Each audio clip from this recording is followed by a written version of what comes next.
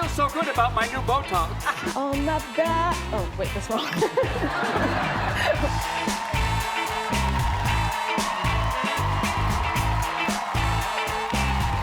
It's a weird feeling, I'll tell you that. All right, so, and it's wow! You got a live crowd tonight. Yeah, they're very excited. It's a good crowd even during the day, but now it's nighttime, so they're actually extra happy. So now it's Hef, not Hugh. It's Hef. People call you Hef. Yes. And Holly. Yes. And Bridget and Kendra. K-Dub. Okay. All right. Now I know you've had an interesting life, but now you're 80. Did you picture 80 looking like this? Did you think I'm gonna? No, I'm a kid who dreamed impossible dreams, but I didn't dream any of this. No. But it's because now they're all three your girlfriends. Yes. Mm-hmm. Now but Holly, you've been with Hef how long? 5 years? 5 years, yeah. 5 years. Mm-hmm. And were you the only girlfriend for 5 years? No, there was 7, but I had to clean house because. Yeah. Yeah. Much better now. You kicked them out. You said so. Then you were the only one for a while ever? No. No, I met Bridget and Kendra, and we all became friends. So. Okay, so you brought them in. Pretty much, yeah. I mean, we all agree, but we have to be friends. But now, because I'm just trying to figure out how it's so, copacetic, that this is actually, okay, that nobody gets jealous. No, do you all have other boyfriends? No. It's a ridiculous question. So, would you have more kids? Like, would you all think about, do you want kids? I'm actually pregnant right now. It's so sad that he doesn't even fall for that. Yeah. I'm Really? giving you a hug, honey. Yeah, but you're laughing. Now, would you want kids? I would definitely in a couple years. You want kids in a couple of years? Yeah, I'm not old enough yet, but I will be pretty soon. Well, how do you feel about that? Oh, I love her very much. We'll see. I know that I'm ready to throw the baby shower, so. Yeah? All right. Well, thanks. And the show is very interesting. It's fascinating to see that, because I think Watch a lot... yeah, I have seen it, and I do like it. And I read the magazine for the articles. And You're the one.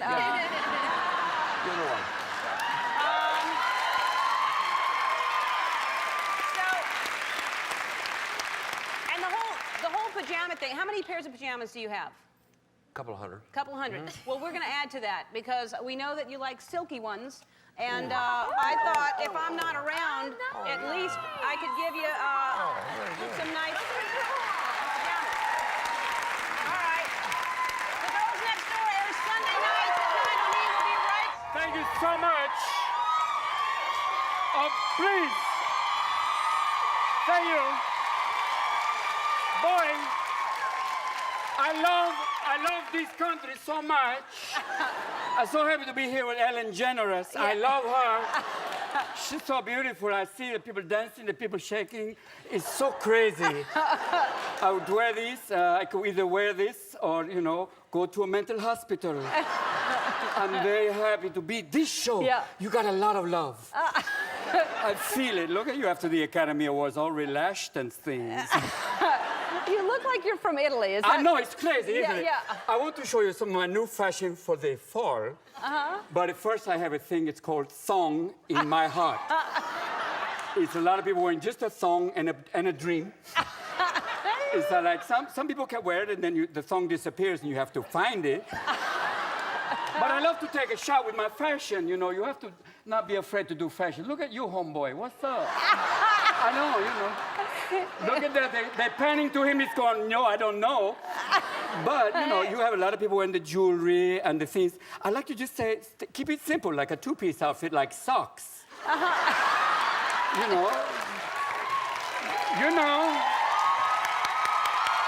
Fashion. A guy in just a pair of socks is hello. And a woman in just a pair of socks, hello. Or stockings, whatever you want to call them. I love being on this show. I love having you on this show. I know, it's crazy. I feel like I could stay like this all day and then have to get a green card. I don't know. When you're in an accent like that, really, and you're having fun, it must be hard to all of a sudden come out of it because it is such a fun accent. That was a good character. Yes. What's his name, by the way? I like to call him Tony. His real name is Carmine, but Tony works. Uh-huh. I like Tony Andalasi. And for me, for this character, you could go like this. For me, I could go like this, but he's much more cruel, you know. Oh. Yes, when I see Brittany, I said, honey, stop shaving. Uh-huh. I said, enough. Please Uh-huh. leave something to the imagination. Yeah, yeah. You know, when she got out of the car, I went, hello. Yeah. Please. For me, you know, it's crazy. French family, you know, a French family car is a mom and dad and a pack of smokes. Uh-huh. But it's hard for me to get out of this character. Yeah. I can't get out of It it. is hard. It's hard, you know, but I'm back. All Nice right, to be- good. Thank you. Lots of ways to go with that outfit. Yeah. Lots of You ways. can go a lot of ways to go. Very much, or just be kind of like, hi, nice to be here. And if it was reversed, I'll lead into it anyway. Congratulations on Happy Feet, winning baby, Best thank you. Animated Film.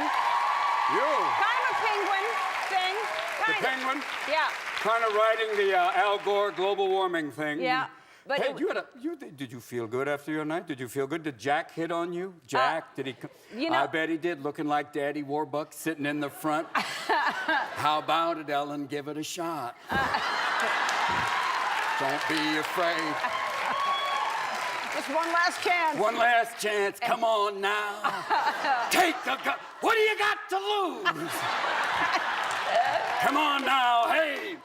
It's a wild night, isn't it? I mean, Oh man, Whew. yeah. Didn't you co-host one year with? yeah, with Alan Alda, and Jane Fonda. That was a fun year. Yeah. Wow. That's some comedy for love going on there. It was a tough gig. You know that's like. You look out there and the little pools of Perrier under every seat. And Laurence Olivier, I was just about to walk in, and Laurence Olivier said, are you wearing makeup? And I went, yes, Sir Lawrence, I am. He went, don't. It makes you look effeminate. I went, thank you. Right before you go on. Yeah, right before you go on. That's And nice. Jimmy Stewart going, you're not going to touch yourself, are you? It's a tough gig, but you did Yeah. great. You had fun, right? Thank you. I did have fun. I had a You great were time. so mellow. It's just like you start talking to people. When you went up to Scorsese, I was going, oh, be careful. Be careful. It was like, there's De Niro going, don't touch him. Don't touch him. You gave him a script. I went, yes. Work the room, girl. Yeah. Work the room. Yeah, it was a lot of fun. All right, we have to take a break. We'll be right back with Robin Williams. So we were just talking about Elton John's birthday party, his 60th birthday party. It was a gay night. Big gay night. Yeah. Big night. I was so mad. I mean, I can't do anything because I'm working all the time. And it was in New York, and It was pretty wild. I Madison couldn't. Square Garden. They also they gave him a jersey. They retired his jersey. 60. You know, he's up there with Messier, Bill Bradley, and I'm going. You know who those are? And, oh yeah. But it was a crazy night, and he was very subdued. This is a guy who normally makes, you know, Liberace look Amish. And he was wearing just kind of a black thing with a black, you know, black tuxedo with it said 60th on the back. But it was really lovely. He had a wonderful time, and it was every great song he's ever done, back to back to back for 3 hours. Oh, it was just God. like after a while, it's like, please, no more orgasms. Yeah. It's like it was just kicking, and you know, and the after party was, and the night before they had a party at a cathedral, which was like, wow, bizarre, long week. And now that he's a knight, you know, it's so good, you know. Yeah.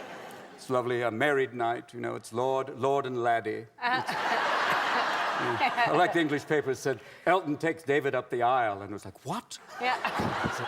The English were like, oh, it's just very much an inside joke. Very strange. But it was a fun night. He was just in great spirits, and everybody was there and having a great time. Nice. In Madison Square Garden. He's played there, I think, more than anybody. I mean, except for, you know, the teams that play there all the time. But Yeah. it Yeah, pretty I was wonderful. dying to go to that. I was sad that I didn't. And I don't know if this is true. Is this 30 years you've been doing stand-up that I just I read? remember. When you kids today are online, we used to do lines, you know. And then we would talk and type, and we didn't even have a keyboard. I think it's about, 30 years. I'm almost 50. Yeah, 30 years. So, and It does feel like those. I feel like, thank you, good evening, ladies and gentlemen. Yeah. But seriously, thank you. Where I'm were doing you? a production of Fiddler on the Roof with Mel Gibson. Yeah. Sorry. Probably not going to happen. No. But, Yeah. Pardon, Arkansas Dinner Theater. We just came to see Mel. So where was your first stand-up? Where were you? It was the first paying gig. I mean, the first stand-up was in a coffee house. In San Francisco? Yeah, they had a lot of interesting places where it was in the basement of a Unitarian church. And they had an evening of women's poetry, followed by comedy. Good warm-up. Good warm-up, Yeah. Great room. Yeah, yeah. So it toughened you right away. And then they had, then my first paying gig was at a club in Orange County where the mics went out. And all of a sudden, all the comics were, hey, the mics are out, I don't know how to work the room. And all of a sudden, I'd gone to Juilliard, so it was like, I could do this. I'll take the mic, I can go up here, look. It's all right, I can walk back here. And now those are the seats. You see? There it goes. It works. It's a pretty bizarre, the clubs we played, a friend got shot at one night on stage, and the owner came up and said, what are you worried about? They're not shooting at you. Get back on stage. Yeah. It's pretty wild. It's all character building. Oh, very much, yeah. So is dermabrasion. Yeah, yeah. Which is easier. Yeah, I think you're right. What are you doing? How are you doing? I feel so good about my new Botox. We have to take a break. We'll be back with more Robin Williams after. I like this a lot. Me too. I like it a lot. I love it. So when did you think about doing this? Why did you think about doing it? Well, when more than a few people ask me why not write a book, especially over the last 2 or 3 years. Right. I've been thinking about writing a book for a long time because I was an English professor. Right. For a long time. Did you know she was an English professor? I can say it. All the grammar is right. Yeah, but there's so many sides of Kanye, so many aspects of his life that people don't know about that I think are very interesting, and I wanted to tell that side in the context of raising him. So. I think we're interested. I think he's a spectacular young man. I really do. I think he's very special, and I think it would have been interesting to see what that process was. And because you've said you're a mama's boy. Yeah. Right? You love him. I mean, you love your mama, and I think that's great that you say that you're really close. And has he always been this outspoken, or is this... Only since the time he could talk. So really, he was right away. You Yes. could see the confidence. Yes, very much so. And so he was always, I guess, when the lyrics also, he's kind of, he took a liking to adult material early on. Ah, that's very tactfully put, Ellen. Yeah. Right. Because didn't he get in trouble? Didn't he go to school and bring something to school he wasn't supposed to? Yeah, he did bring a magazine to school. I sort of hesitated, well, should I put that in the book? But when you tell a story, you want to tell the whole truth and nothing but the truth, right? So, yeah, he took a magazine to school, and I guess that wasn't so bad. The bad part was that he got caught passing it around to the other kids. That's what I said. They had it on page 6. They wrote, this shows you how the media just blows everything out of proportion, because the book has a lot of positive things in it, and they take the one thing and they try to just blow it out of proportion like no one has ever seen porn, or a 10-year-old boy has never got caught with a porno magazine. So on page 6 it said, Kanye's lust shocks mom. Because a 10-year-old boy brought up, it's like, so what? Yeah. Like, just kill me. Like, after a while, it's like, people just don't think that you're a real person. And once you become an icon, they do everything they can to try to tear you down, and they say all these negative things. And certain days you just wake up and you just hear your name so much, and you read the press and you just say, man, it's really hard to breathe in, and you can't cover up the emotion that you feel about it by like just going and buying a new car or something and like, oh man, it's all good. Let me just try to shop away the pain or something like that. It's like you want to be accepted as, we're real people. We deal with reality. We have our flaws. We have our vices. We have different things we like. I like porn. I can say it next to my mom right here. It's all good. I'm a grown man. I'm 29 years old. I stop in the adult section a little bit. It's all good. It's all good. It's all good. Well, we've learned a few things today. We've learned that Kate got a new show. Kanye likes porn. But that is, listen, I think that, and I've said this before, what you have gone through, what you have been through, and you're so talented. And I'm sure when he, when he was in that car accident and when he broke his jaw, that must have been one of the most, frightening things that's ever happened to you. And to come through that and to be so driven, I mean, I think you have to be so proud of him. Oh, definitely. Yeah. Definitely. He's an amazing guy. And I like that you say what you feel and that you say what you think, because that's what we're supposed to do. You're going to get a lot of consequences for it, but you say what you feel and you say what you think, and that's what you're supposed to do. Yeah, my mom didn't teach me to, like, go to school and act like you didn't do good.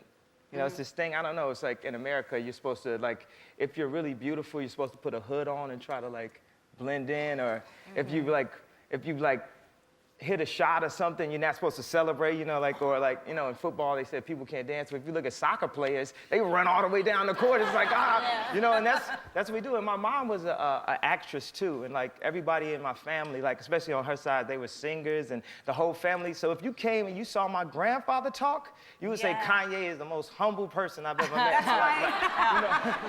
That's true. Wow. Well, I love that you have this book out, and I love that you came on the show. I think that, you're an amazing woman. Thank you. I love your Thanks, son. Anna. You know that. You can log on to our website to purchase a copy of the book, Raising Kanye. Everybody in the audience is getting one, so you can read it for yourself. We'll be back with one more vintage commercial that is hilarious. Don't go away. Hi, Lauren. Hi, Ellen. Is that a comfy chair for you? I love it. Does mine go back too? I don't know. All right, I'm not going to find out. Yours is suede. I don't know. You have a nicer looking one somehow than mine, but I don't know if yours comes up like that. Why don't you have the nice one? I don't know. It would make sense because the show's called Ellen, not I know. Lauren. I know. But weird. because I can't get to them, I can't move around. I have no say over anything. I just they can do anything they want now. Right. So what's going on with Gilmore Girls? I hear things.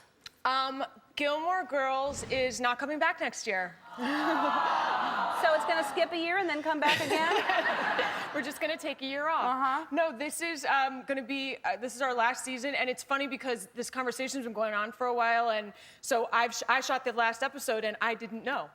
So now I go, and it's a mutual decision. It's the best thing, I think, for the show, and I feel really good about it, but it's strange to just start to, say goodbye, really. Yeah, without knowing, building up to it. Usually you have, so is it going to make sense, the last episode? Yeah, we shot an episode that is, I think, a great season finale and a nice show finale, and I just feel so grateful. This is a show that was sustained by its fans, and we would never have lasted so long if it wasn't for that. It's a long time, 7 years. It's 7 amazing. years. It's too long, really. It's plenty. It's time for me to.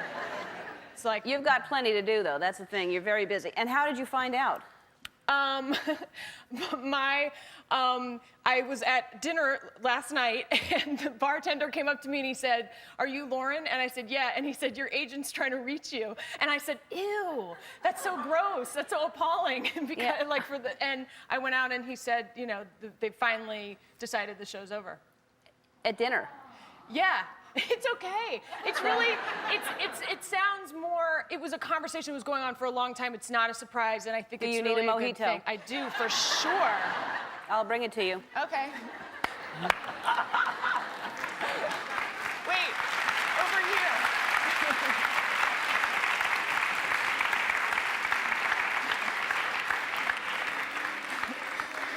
Oh my God, that's so good. That's so excellent. Look Does at it that. just? Oh my. Okay. Bye-bye. Oh, whatever. Thanks. Then it just will Cheers, stop there. everybody. Cheers. Here's to Gilmore Girls. Oh, that's good. Here's to the Gilmore Girls. Yeah. Really, that is a long time. Yeah. But you've got, let me turn this off. You got a lot going on. You've got a movie, you've got all kinds of things, and you're going to be busy. The whole thing, you couldn't have a love life because you were so busy all the time, and now I can help you even more. Here's, Ellen, what I have learned. What? Don't talk about your love life on The Ellen Show, because then, first of all, last time I was here, you were trying to set me up with Matthew Perry, yes, who's already my friend, who had been your guest on the show the day before. Coincidentally. And then also, you were like, I said, well, he's already my friend. You said, what about Kenny Chesney, who had been on your show the day before? So they were fresh on my mind. No. you were like, I've really been thinking about this, and I want to give you like some great matchmaking. And I went home and I thought, Ellen really put no thought into this at all. And it's sort of like this would be your matchmaking service if like you're just walking down the street and you'd be like, why don't you guys get together? What's wrong with you? Yeah. And I felt that was really lame. What about Chris Richardson from American Idol? Oh, that's funny. What about Phil Stacey? He's married. It doesn't matter. It's the crappy Ellen DeGeneres matchmaking service. What are you talking about? How dare you? You don't even think. No, I'm thinking, and either of those people would have been good, and so would Chris Richardson. He's cute as can be. Fine. Okay. Great. We're married. Thank you. It's that kind of attitude, young lady. Keep you from getting another 7-year sitcom. What? So, and I just heard you came back from a spa, which I'm always looking to find new relaxing places. Where did you go? Will you say? Can I say? You can. Sure. I went to an amazing place called the Golden Door. You know, it's great. They really encourage you to like, you know, there's no TV and you don't like. No TV. I know, but whatever. You're like, so, you know, you're all relaxed and whatnot, and then also running and like eating really healthy. And so, of course, the minute I got out, we made a beeline for the Madonna collection at H&M at the South Coast Plaza Mall. We were like this, out of the spa and into, because I feel that, you know, if Madonna takes the time to sew a dress, you know? Yes. You wanna, I'm like, she's so busy. Her. You know what I mean? You want to support that, yes. I think that's wonderful. It is. Thank you, Madonna. Yeah. Is that a Madonna dress? Yes, this is made by Madonna's own hands. This is wow. what I'm saying. That's great. I know. All right. You have to take a break, and then we're going to talk some more with Lauren Graham. Yeah. We're back with Lauren Graham. What about Ryan Seacrest? Okay. This is how it works on the Ellen DeGeneres dating service. You just go, okay. Yeah. Well, I'm married to Chris Richardson already. No, I know. It's working out so great. He's so good with the kids. We already have kids. That's sarcasm. No. All right. So let's talk about this big movie. You're going to have a big movie career. This is huge. This is Steve Carell and you and Evan Almighty, and it's a huge movie, right?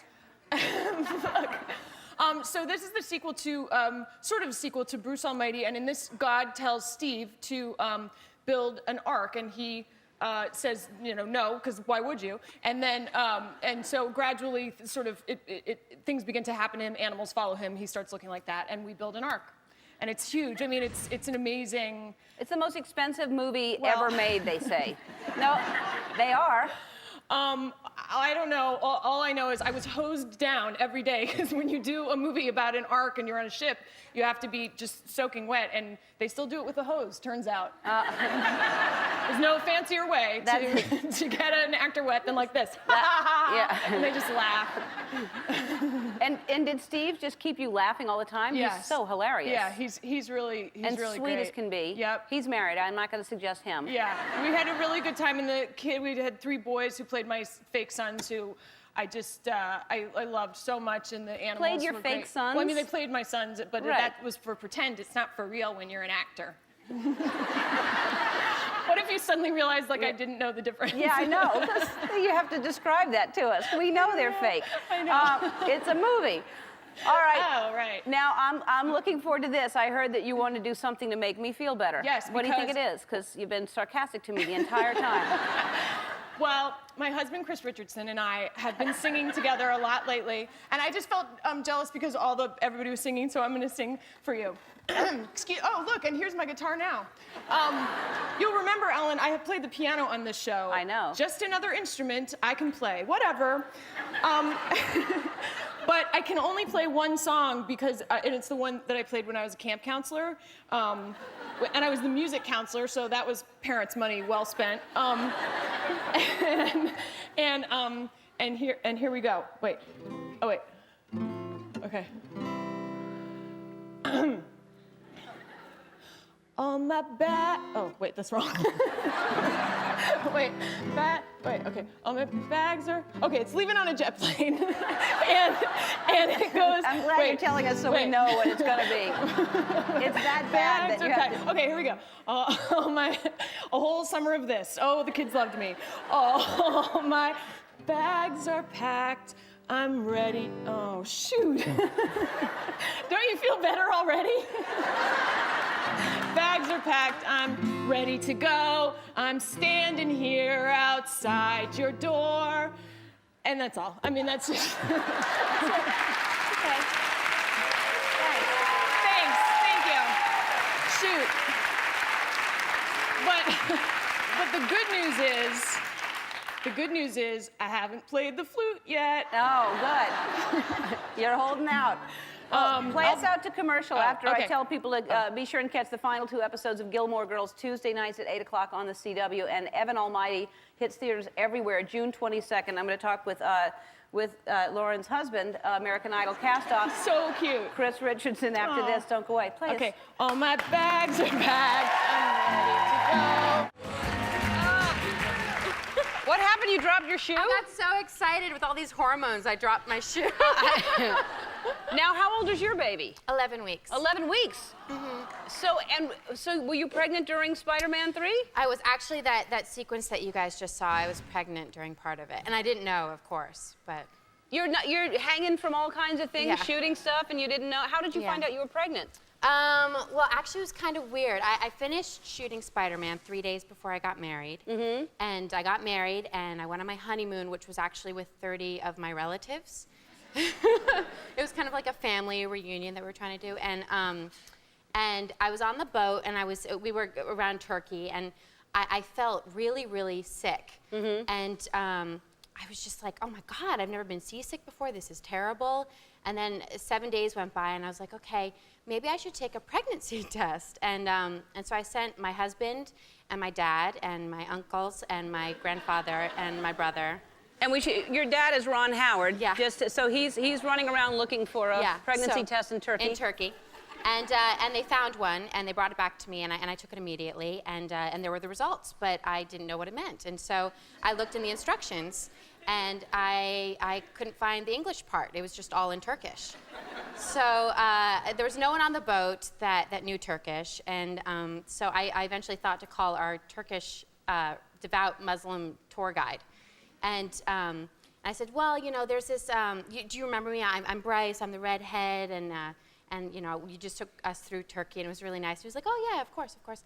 I said, well, there's this medical test that I've taken, and I can't read the results. I don't know what it means. Could you take me through it? And he was like, absolutely.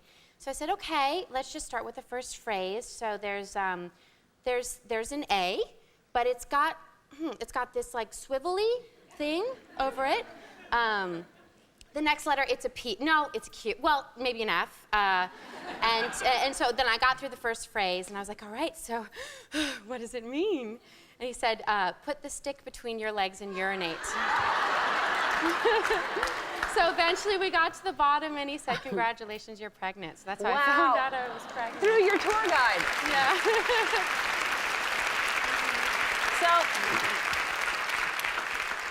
And how is, do you have a picture of, what's his name?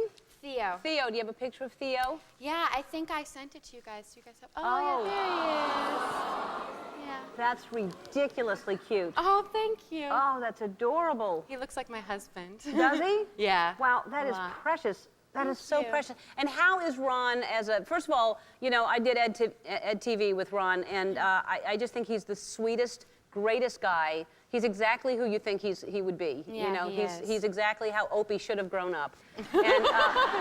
And how is Opie as a grandpa? He's incredible. I mean, of course, he's like totally embraced it. He kind of, when he comes over to my house, he like steals him away, and then I can't find Theo, and then I hear downstairs like a rap going on, and I'm like, what's this rap in my house? And it's like, shh, you're my boy Theo. Shh, you like toys. Like nothing rhymes. And he just is like taking him around the house rapping. It's really sweet. That's so great. Yeah, it's the career that he wanted to do, but you know, he fell back on acting. Yeah, it's a shame it hadn't really worked out Yeah. either. So you must be, and that's crazy. I mean, huge numbers on Spider-Man 3. Yeah, it's like awesome. 340 million or something just so far. Yeah. I mean, I just keep getting all these emails. with the numbers, and I'm just like, oh my God, I'm astounded by it. It's awesome. And they'll share it with you.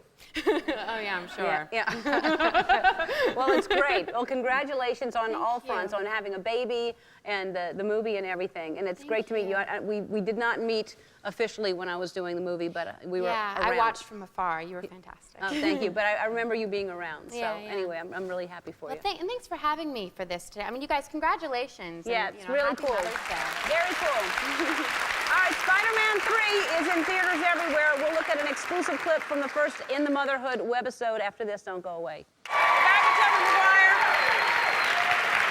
All right, so tell us what happens in this one.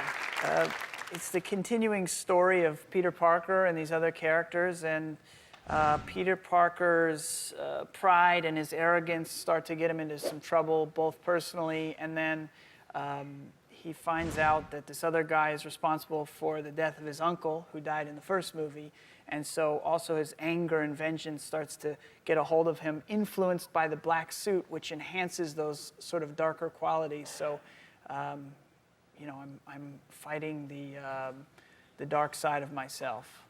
Oh, good. So we get to see that. Yes. Exciting. Yes. All right, so I want to give you a little gift because you like to go to the Lakers game. You're a big Lakers fan, Yes, right? yeah. And those are good seats. You're right on the floor. Yes. Right? Yeah, very good seats. So that's exciting to be right on the floor watching the Lakers. Yeah. But you're going to want to bring Ruby. There's Jen. You're going to want to bring Ruby. Yeah. That's dangerous because what if Yes. the ball hits her? Yes, it is But dangerous. You're right. she's going to want to. You want to share that with her. Yes, I do, yeah. All right. So we came up with something to be able to bring Ruby Sweetheart there, Oh, and great. I think you're going to really appreciate it. Bring it on out.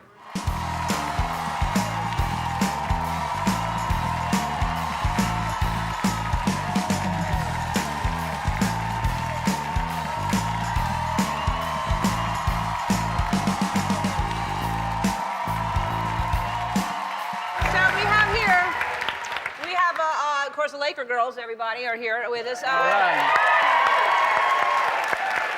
you have something for a sandwich right there? You have something to keep the drinks cold in there for the kids Nice. and for the baby. And then this is to keep the ball from hitting her. And then she has a little jersey to wear, and so that she can put that on. That's great. But she's protected in there with this. And then here's a little basketball with diapers right there, good. soft. And then you just you can pull this up, and it folds down and becomes narrower, so it can fit in between the seats. Wow. And no one, I know you're private, so no one will notice you with this at all when you're pushing it through.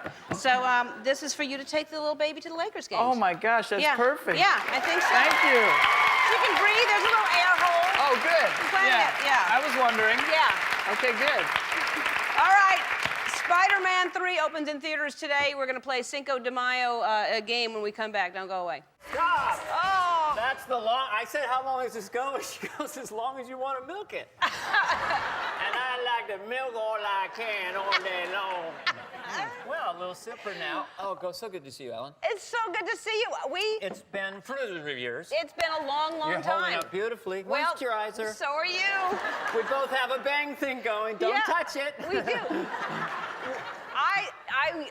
I moved to San Francisco. He was doing comedy there, and I used to just stand in the back of the room and watch you. I loved you so much. This is way before Saturday Night Live. And you were instantly better than all the boys. There are all these boy comics, and we're all doing poopy jokes. You know, I saw a poopy, ha! And Ellen is talking to God, this long, intricate, brilliantly written, and so you were ahead of your time. And you were singing Choppin' Broccoli, and I used to love that song. I don't know why that is. People still throw things at me on that. If I'm on stage, they'll throw stalks of broccoli at me. Well, that's not nice. It was just a bit that stuck, just like the church that I used to do in the clubs. Yeah. Which was just a little throwaway. Isn't that special? Right. And that was, well, this is what you do, right? Yes. Well, the story of that was we were raised Lutherans, which basically Catholic light. We believed just not that intensely, so we would miss church every other weekend. And we'd go to church, and there'd be the church ladies in the front that would look with that judgmental look, like, well. Apparently, some of us come to church when it's convenient. And we were like, lighten up, we had a barbecue. And so that was where that started. Yeah. So anyway, it was fun having the dress on. But see, what's amazing is that those characters still hold up. I mean, that's what's great. That, well. and you did the President Bush Sr., and which still... Well, yeah, that's... right? You didn't go there. Yeah, it's funny, just because Junior's in there, and I often think of them, they're father-son, you know, and I just think, do they talk late at night on the phone? And what do they talk about? You know, are they talking about Rosie O'Donnell? Daddy, I'm scared. She's getting close. Of all the people in the world who would figure out we've got an evil international cartel, it would be a comic from The View. You know, and the dad's like, well, don't panic. Stay frosty. Gotta stay in there. But, Daddy, I'm scared. What, you been smoking? Sorry, that's cheap shot. But it is ironic. It is And bizarre. He's a great guy, right? And he's a great guy. He's very sentimental. We've kept in touch, George Bush Sr. You know, it was funny that we, when I went to the White House after he lost the election, he calls me up, and I'm on the phone with John Lovitz. And the operator comes on and goes, this is the White House operator #1. Please hold for the president. So I go back to John, you know, with call waiting, and he goes, what, you have a bigger name? So the president goes, President George Sr. goes, well, love you to come out and freshen up the troops, make everybody feel good. And when I got out there, I'm in the White House, and Barbara's there, and these other people. He goes, why don't you do that impression you do of me for me right now, right here? And I go, it's really bad. It's not good. He goes, do it. So, but it is ironic that these guys have come back. Same with Andy Rooney. I mean, he's out of his mind, you know. Yeah. I'm Andy Rooney. My eyebrows are the size of sofa beds. A small raccoon lives in my left eyebrow. Would you like to meet him? His name is Spunker. Come on out, Spunker. He lives in the juicy forest that is my occipital ridge. Don't you, Spunker? He likes corn nuts and cheese. I'll just keep going. Here we go. Anyway, these are long bits I could do, but so good to see you. So talk about, well, and what about Hans and Franz? Hans and the limited. This is like old school. It's nice. Well, you know, Arnold, of course, Arnold, our governor, came back, and he's awesome. I mean, he is the most optimistic politician in my lifetime. Because everything is fantastic, you know. Let me tell you, it's fantastic. You're fantastic. I'm fantastic. Wouldn't you like to be fantastic too, you know? I mean, he's just unbelievably... There's a flood in Sacramento. Yeah, but it's a fantastic flood, you know.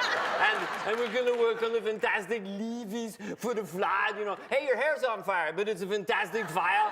And it's going to go out, and you're fantastic. I'm fantastic, and go cry in your girly milk. But I enjoy him a lot. All right. We have to take a break. We'll be back with more Dana Carvey after this. We'll be right back. We're back with we're back. Hilarious Dana Carvey. And Thank you. What have you been doing lately? Well, I've been raising my kids up in Northern California. And how old are they? What are they? They are going to be 14 and 16. Boys, girls? 2 boys, yeah. And I'm trying to be, you know, a dad. You know, today's dad is a little more the friend, a little more touchy-feely. Like my dad from the 60s would get your butt out of the damn cart now, right? Today's dad's sensitive. You see him at the park with the toddler. Gregers, what did we agree to? Let's use our inside voices. What happened to shut up? So I'm just doing that, and I'm doing a lot of stand-up. You're doing stand-up still? Yeah, I got a lot of dates coming up, and so forth and so on. If you get a chance, and I'll tell you before he leaves where he's going to be, 2 places that I know of, but if you get a chance, you have to go see Dana. He's I so love you. hilarious. I mean, really, he's so hilarious. All right. Stop. What's the... Stop. Now, because you're known for dancing. I dance. I like to dance. I used to do this dancing routine in the stand-up days. Now, I don't know if I did it when we used to work together, but my wife, when I met her, I met my wife when she was 19, and I raised her as one of my own. But I've been married 25 years. I'm kidding, but to 7 different women. But my point is this. But anyway, this dancing routine, I'm standing up now to control tower. He's standing up. Eagle 1 has stood up. Okay. This is about the guy in high school, okay, the high school dance, which I was a hopeless nerd. I looked like a fetus with shoes when I was in 8th grade. And the guy in high school, the jock, you know, always did the minimal amount of activity that you could possibly call dancing. Okay, so a little trip down memory lane, captain the football team, dancing in high school. Hit it. Simply irresistible.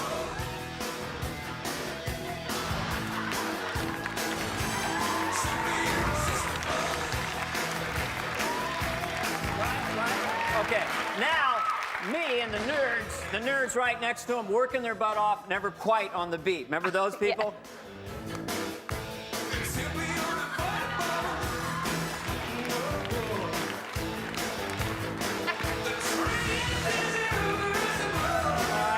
And then, of course, the cool guy, the sexy guy, the confident guy, they had it made. You know, it's like.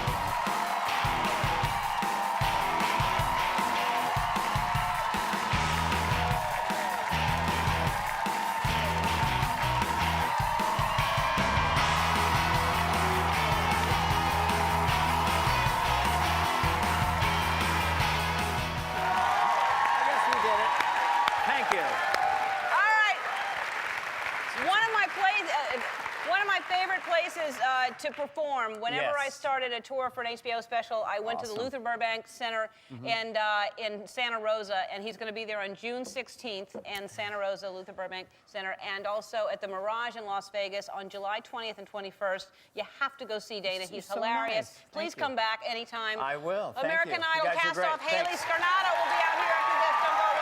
He said you're all good dancers. We were talking about what good dancers. Amazing. I've never seen the show before. I mean, I see it all the time, but I've never.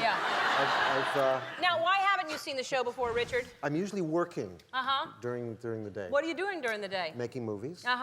You don't have any time off? No, just no back-to-back time off. movies? Back to back. I don't. Wow. Day night. You should invest in a TiVo and watch things at night when you're at home. No, that's okay. I totally understand. No, but my wife said, please tell her she's the best dancer in the world. So Oh, that's sweet. You are the best dancer in the world. That's not. Well, first of all, I'm Speaking of TiVo, she says that because she understands TiVo. I haven't figured it out yet. Really? Yeah. Do you email and all that stuff? No. See, I don't do that either, but I can TiVo. TiVo is the easiest thing in the world. No, I got messages. I was making a movie in Croatia and Sarajevo in Bosnia, and I did figure it out for that. And we had the cams on it where you can see your kids at home. Oh yes. What's that called? Cam for kids. Cam. And so I had when I figured that out. So I'm very proud of myself. Yeah, well, that would be kid cam. important for you. Yeah, A kid of cam, a website kid cam. Yeah. I don't know what it's called. What's it called? We've given those. Webcam. Thank you. Yeah, that's what it is. But TiVo is easy. You should get that for sure. Okay. And because then you catch up on all my shows. All your dancing. Yeah, and all the dancing. Yeah. I'm so thrilled you're here, and I really am, and I'm a huge fan. Thank you. Not too long ago, I watched Looking for Mr. Goodbar, which I hadn't seen in a long time. I haven't either. And you're so good in that. Thanks. You're so good. But you have such an amazing career because it really has been, you've just got so many hits. It's too long, isn't it? It's a lot. It's basically way too long. Yeah, stop. It's time for you to. No, it's amazing. At what point did you go? Okay, now I'm relaxed. I'm set. I haven't figured that out yet. It's like I don't look. I started when I was 19. I still feel like I'm 19, and I don't know how I got here. You look like you're 19. Thank you. You look great. Today, again, I looked at you in Chicago, and your singing and dancing was so brilliant in that movie. Now, you did something also that I thought was really cool, talking about just all the different things you've done in your career. You did something with your dad, which I want to show people, and then we'll talk about that because he's here. Let's take a look.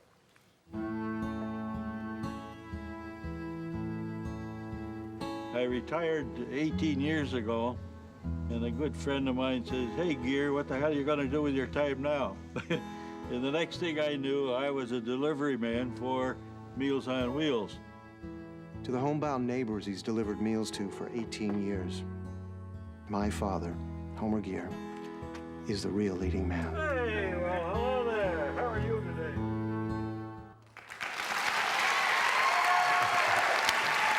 Very cool.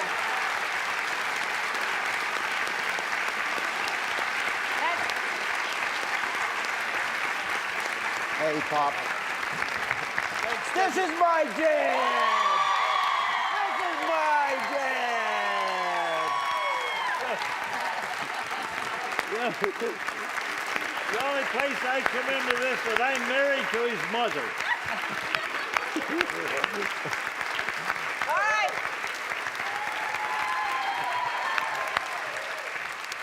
We are going to take a break, and we're going to talk about the hoax and all kinds of other things. And Homer, thanks for being here. You're a cool man. It's nice to be here, You I'll got tell a cool you. son, Homer. Yeah. You He's a did good great. man, Homer Gear. You're a good man. My wife and I watch you every day. Thank you. See, the wives watch me. All right, we'll be right back right after this. We're back with Richard Gere. That was,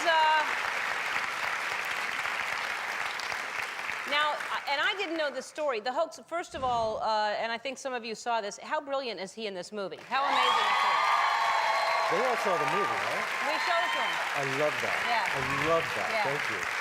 So, tell people that haven't seen it at home watch it. What is the hoax about? It's the most peculiar story, and I was there. I'm a lot older than you, so I actually was there when this happened. It's You're not a lot 1971. older than me, but go ahead. A lot older. No, you're not.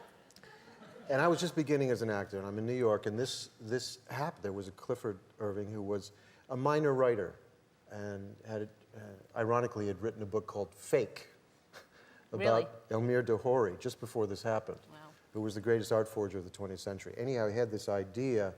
He couldn't get anyone to buy an idea for his next book, so he came up with this idea that Howard Hughes, who was the most reclusive, eccentric creature on the planet, there's no equivalent now for him. There just doesn't exist. No. Had contacted him and said he wanted him to write his autobiography. And of course, the publishing world went crazy over this, and he kept upping the ante in terms of this lie, and it was a fake autobiography. And he kept doubling down on the lies and making it bigger and bigger and bigger. But as we see in the movie, his small lie connects to a much larger lie, which was the Vietnam War, and it was Nixon, it was the Supreme Court, it was money laundering, it was all kinds of crazy stuff. And to me, what's interesting is the resonance between that time and that war and that president who lies and this time and this president who lies and this war that didn't have to happen. Yeah.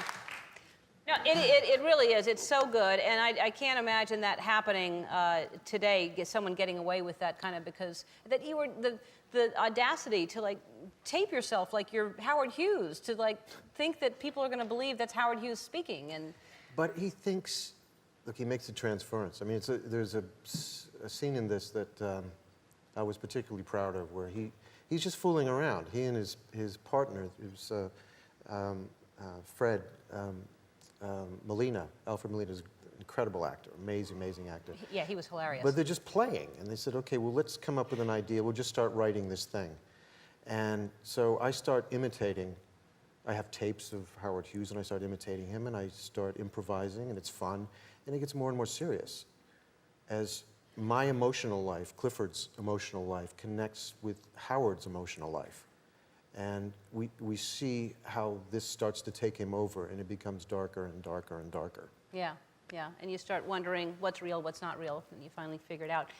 The Hoax is a fantastic movie, and it's a true story, which is incredible. And we want to give you have it? I'm giving you a TiVo. I don't want to have any more excuses. No more excuses, Richard. And I want you to know this is not an empty box. No. There really is something in here. Yeah. The Hoax opens in theaters tomorrow. We'll be right back. Don't go away. It's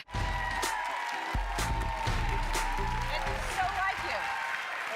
It's a likeness. It is. It's yeah, beautiful. we're back with Leah Remini, and so this is 9 seasons ending King of Queens. 9 seasons. Yeah. It is a long run. It's really sad. Are you sad? Is Beyond it sad. Yeah. I mean, at the wrap party, it's like I kept trying to have moments with people. You know, like it was our last show, and I was like looking at people in the eye and like, you know, teary-eyed, and like our director Rob, I was like, doesn't this suck? And I was holding. Oh, I know you don't like when people touch you. What are you talking about? I just put hand sanitizer on, just so you. And now I'm a little uncomfortable because then we might sweat. Okay, Okay. Because you don't want to get palm sweat, like somebody else's palm sweat in your stuff. You know, like I feel like that would, I don't know. Anyway, like germs. Don't don't act like you're not a germ freak. Don't act like you're not, and you have a potty mouth. Anyway, so I was trying to talk to my director, and I was like, isn't this sad? Doesn't this suck? And he goes, yeah, I got to get up really early tomorrow. Like, I kept trying to have moments with people, and they just weren't having moments with me. They weren't as sad as you. And I just, Kevin and I were just crying the whole week. It was just sad. It was sad. No, but it is. It's hard to have something to do every single day, and then all of a sudden have time off. But you're still Exactly. working right now, so it hasn't really sunk in yet. Yeah. It's yeah. No, but I think that it is hard to leave something like that. Did you get something from the set to take home? Did you grab Yeah, something? I took the wedding picture and the welcome mat. Okay. We have a wedding picture. It was really sweet. That's great. Yeah. So I want to talk about American Idol with you because I know you're a big fan. Gina's on the show. Who? Did you love Gina? Yeah, I love Gina too. Yeah. All right. What do you think? What's your? What do you think about? Who do you think's going to win? Who do you like? Okay, well, I like a lot of, they sing well, like Melinda sings well. I mean, she's obviously can sing, but I'm a little over like the pretend, like mock, can I sing really? Like every week it's the same face. Like she's surprised that people, like, Simon's like, you're a star. And she's like, really? I mean, I don't know, I'm like, all right, stop. Like, you can sing. Like, it was cute the first 2 weeks, and then you're like, I know, I thought that, but I think she may genuinely really be, she's surprised. Really, I can sing? And now I feel like she's doing the fake, like, like the fake stand-up, like, am I going? Oh, I think not. Like, she doesn't really, like, stand up. You know what I mean? Like, everybody else, like, they stand up and they're like, oh, my God. When they hear, you can stay, they're like, oh, but she's like that fake going into your wallet, like, you really don't want to pay. It's a little much. It's a little much. I'm a little over it. I like her. She can sing. She's a star. Who's going to win? I want now that my girl's gone, I like the beatbox guy. What's his name? Blake. Blake. I like Blake. I like Blake. I mean, a lot of them can sing. They all can sing, but I like Blake. I like his I like style. Jordan, too. Jordan's good. Which one's Jordan? The curly hair, black curly hair. I'm not retaining him right now. Her, I like her. Oh, her. Yeah. All right. The black Curly curly hair, haired girl. kinda wavy Oh yeah, hair. she's cute. She's cute. Okay, but Yeah. No, I like the guy that just got voted off. What's his name? The Chris? curly haired guy. I liked him. Yeah. Did you like him? He was good. I thought he was really good. But you didn't like him. I do like him. I think there are a lot of really good people. They're right. they're all. What? I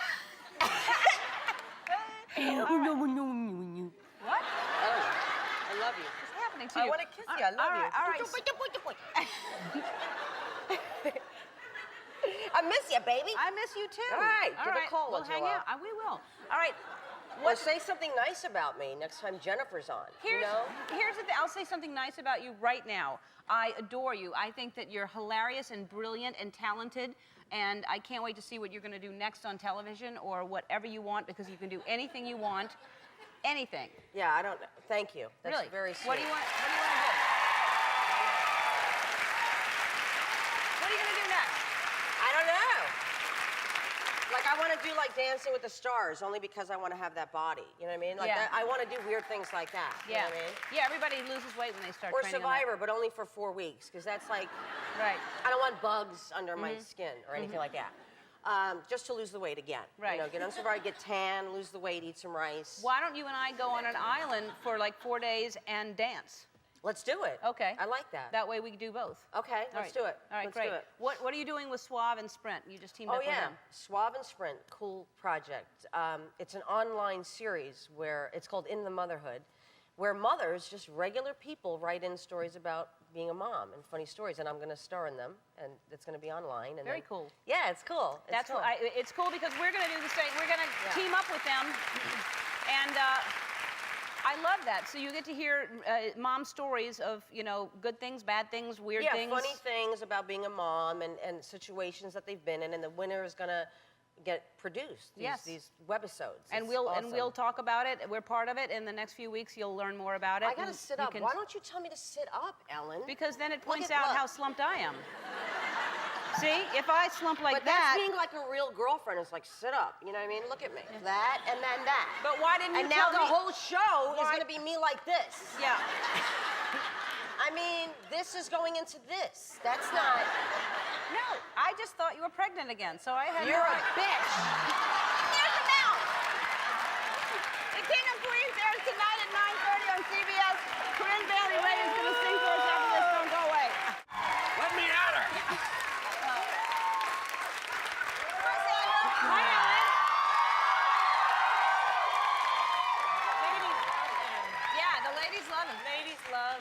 he brings a crowd. What? Wait, what were you saying just now about that? Well, I don't want any pity, but I have the flu, kind of. Oh, you do? Yeah, so I got this kind of thing. So I was giving you the, And then I you know, reached and out. didn't you do that apparently, like at a party at some point in time? You I went to some tried party. to, yes. For a while, I tried to avoid hugging every single person because that's how you get sick. So I tried this, and it lasted 20 people. And then everybody started bowing at you. And I felt like an idiot. I was just like, oh, all right. You know. Exactly. But I like there's something really peaceful about that, but you're like, Yeah.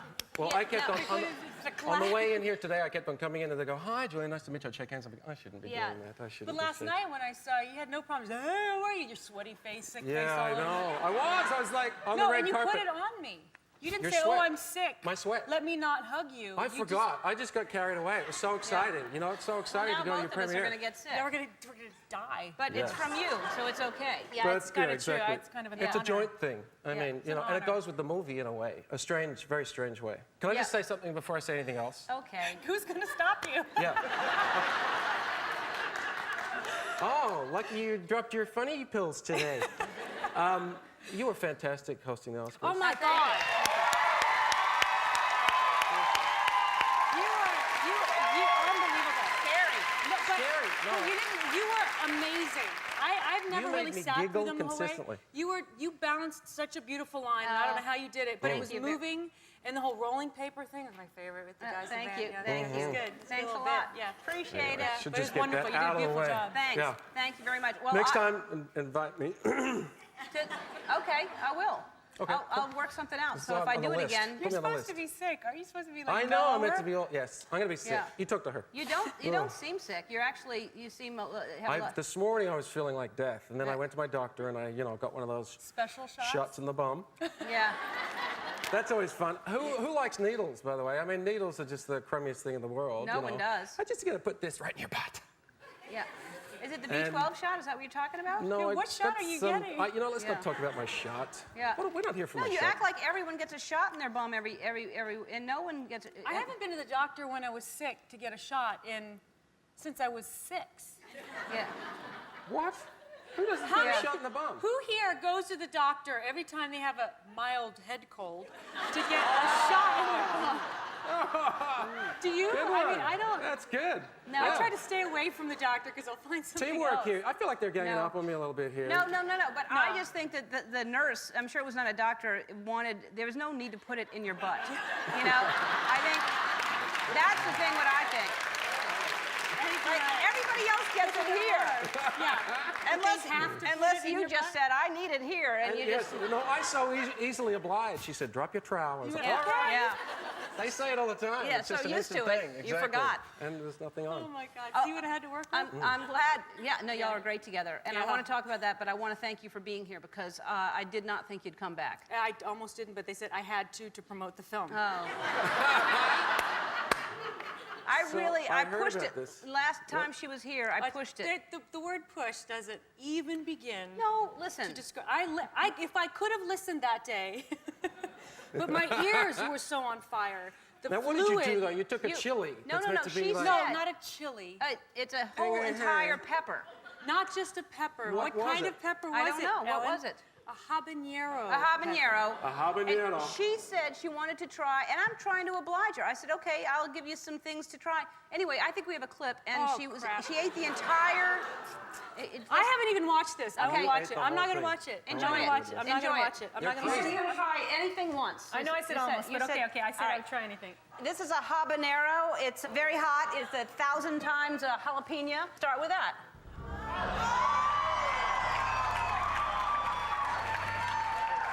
Oh my God. Oh my God.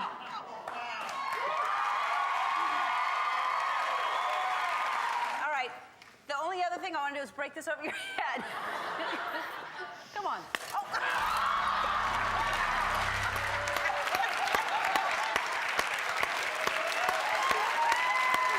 What's the matter with you?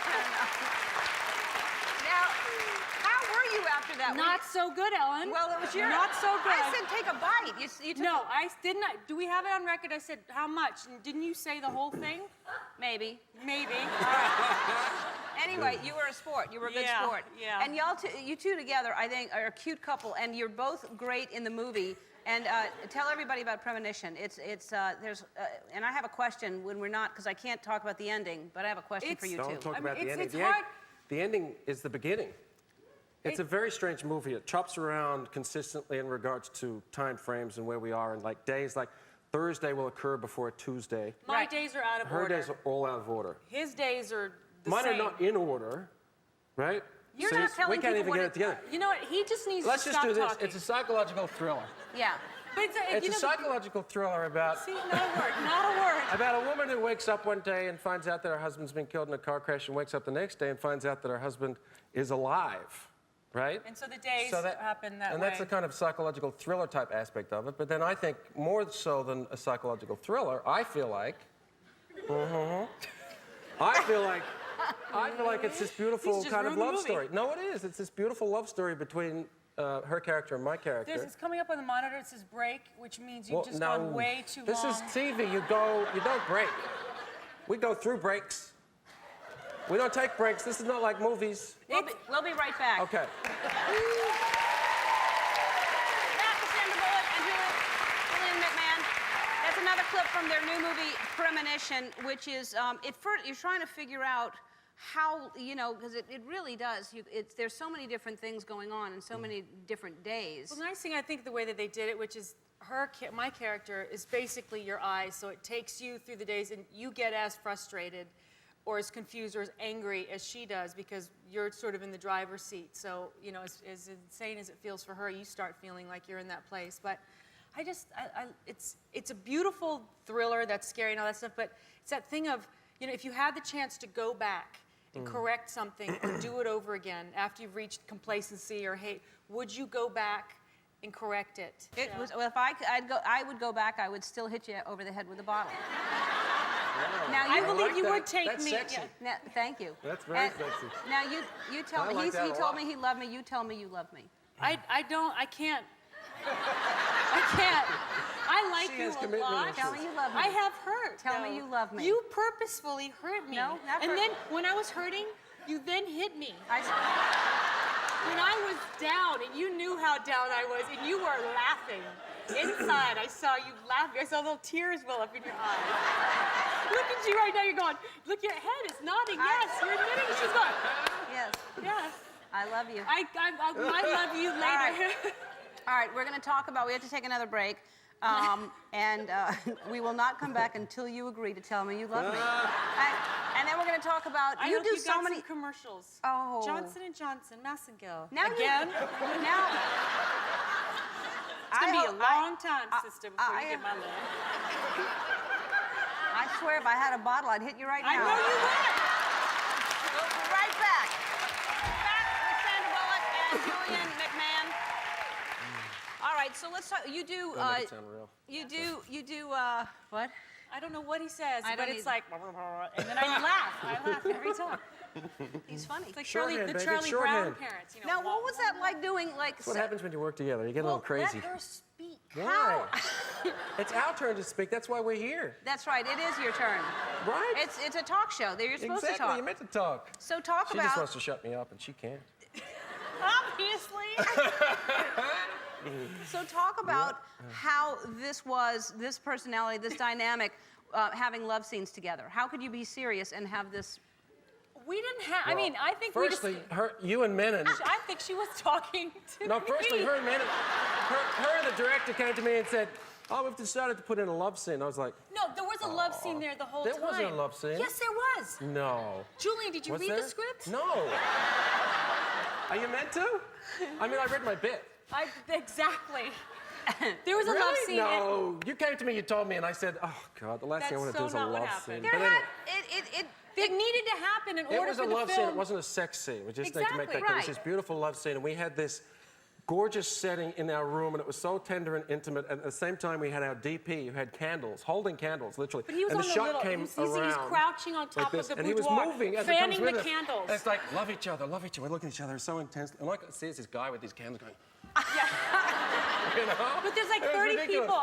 My makeup artist, Pammy, is in the corner like fanning a candle. And I'm supposed to just look at him, and there's these little people all around crouched fanning, but it made the light so beautiful. Yeah, But see, I didn't see that because I was so focused on my love for you. You keep saying that, baby. You keep saying that. Say it again. I don't know who this person Say is. it again. This was not... America wants to know. What? What you just said. Say it. What did I just say? Your love for him. Bring it. I can't. I feel no love Bring for it. either one of you. I can Wow. feel None. Yeah, I didn't do anything. Why do you say that I'm not nice to you? Okay, can you It's such a replay? I think contrast we of should just keep emotions. replaying the clip every time you want love, or you Maybe say you should you're take a not. DVD home with you and play it a few times. It did not hurt. Look at, okay, I'll show it again. I'll show it again. It did not Okay. hurt. Look. You. It did. The bottle didn't hurt. That Watch. was easy. Come on. What's wrong with that? It still hurts me to see Really? that. Will it make you feel better if you You hit gave me something. Bring the bottle out. Bring a bottle, Bring bring a me a bottle. bottle. Yeah, but see, you're gonna be no. Hit Because me you're over the gonna head. be. Okay, no. I'll be drinking. Do you know I won't when even I would pay like to have attention. done this at What? the Oscars?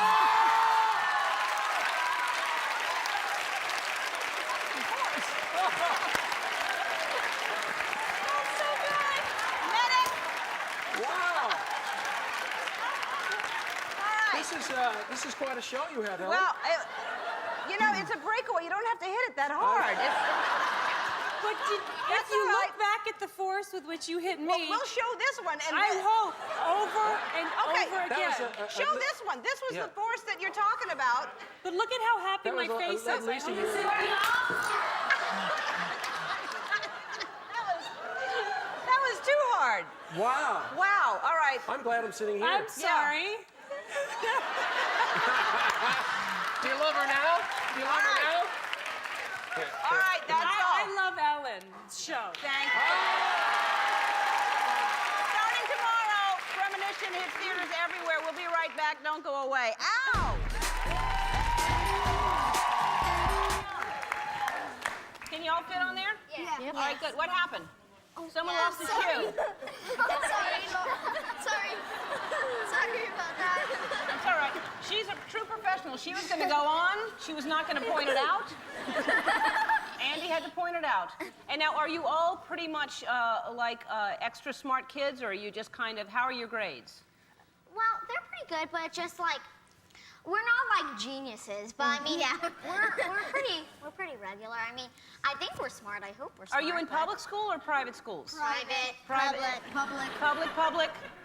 Private. Okay, so half and half. So it's not like they just picked a whole bunch of, genius kids, like you said. But you're smart kids. Yeah. All right, and what do you think it is about adults that are not, why aren't adults as smart? Well, they forget a lot of stuff because it's been 20 to 40 years since they've been in elementary school. Exactly. Do you find that there are certain subjects that adults don't know as much as others? Like, what's the one that we have the biggest problem with? Science. Science and math Yeah. tend to be the hardest. But it's kind of sad to think that's our future. Yeah, I mean, it's like It's sad to think that that's your future? That's our future. Like, it's wonder. Unless they're really smart, then you're like, okay, I feel good. Uh-huh. I feel better. about myself. There's still hope. Well, I'm not good at science either. I didn't take science don't even ask me why. I didn't take science growing up, and I hit the open road when I left third grade, and I just, I took off. No. All right, so you brought some questions for me. Yep. Yes. And I'm telling you, I really did not do well in school, so thank goodness for this job. All right. All right. Okay, wait. Who's asking first? All right. Spencer, okay. This is a first grade level question. First grade level? Well, until I get it, don't say what level it is.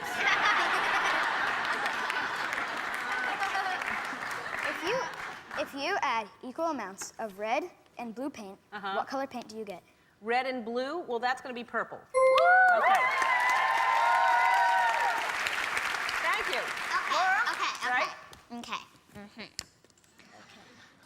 Oh, you just wear those to look smarter? You don't need them? No, it has to see fun. I see. All right. It's all of. I'm a little anal about them. Just a little. Okay. Okay. True or false? The ostrich is the fastest bird on Yes. foot. What? Yes. Yes. True. Yes. Second grade. I know my animals. I know my animals. All right. Kyle? A heptagon is a shape with how many sides? Hectagon. Hep. Heptagon. No, I know. I said. Well, there's triangle, and that's 3, right? And then there's a square, that's 4. Yep. And hectagon. Heptagon. Yeah. Like, yeah, let's get hep. Like a pentagon is 5, right? Maybe. Maybe. So. Yeah. Maybe so. Maybe. What I'm going to say 7. All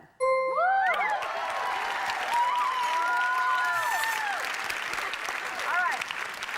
Alana. In the northern hemisphere, in what month is the autumnal equinox? In what month is the autumnal equinox? Autumnal.